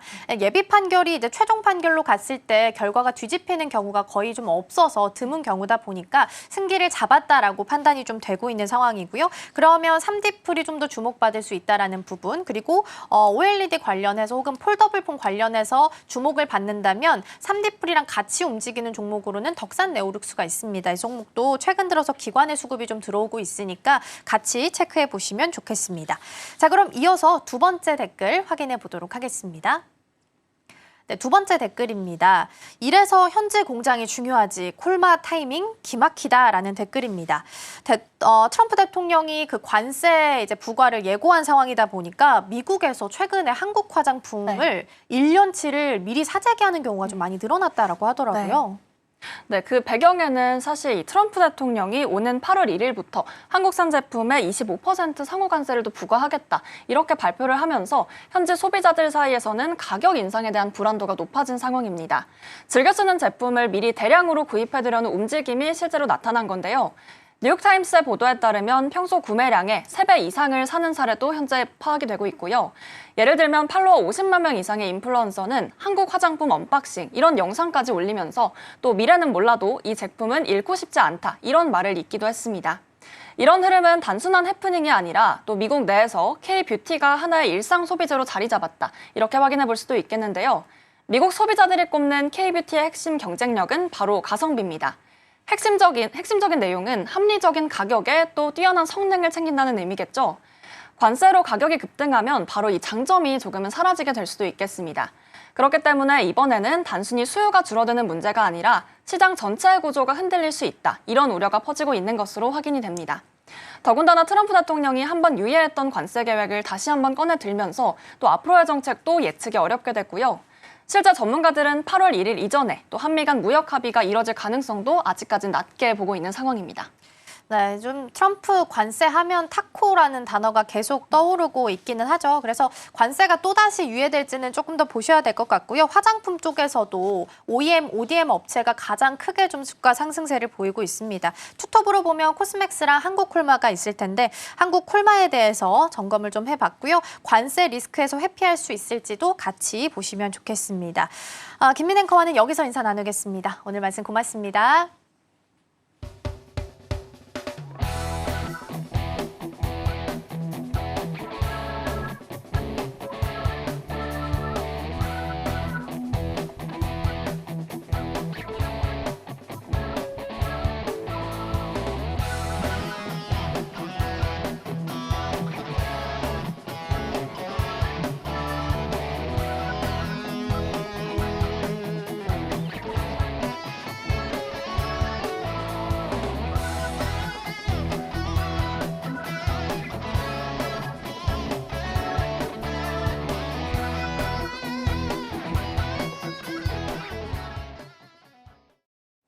네, 오늘도 우리 시장은 지수 자체만 놓고 봤을 때는 그래도 잘 버텨줍니다. 강보합 수준이긴 한데요. 순매수랑 순매도를 좀 살펴보면 순매수 1위 종목 외국인과 기관 모두 삼성전자고요. 반대로 순매도 1위 종목으로는 SK하이닉스가 이름 올리고 있습니다. 어제 골드만삭스에서 부정 리포트가 나왔었는데 또 매수 상위 창구에는 골드만삭스가 이름을 같이 올리고 있어서 주가 추이는 오후장까지 같이 체크해 보시면 좋겠습니다. 저희가 방송 중에 제공해드린 정보는 투자 판단을 위한 조언일 뿐 해당 종목의 가치와 수익률은 보장하지 않습니다. 저희는 다음 주 월요일에 돌아오겠습니다. 시청해주신 여러분 고맙습니다.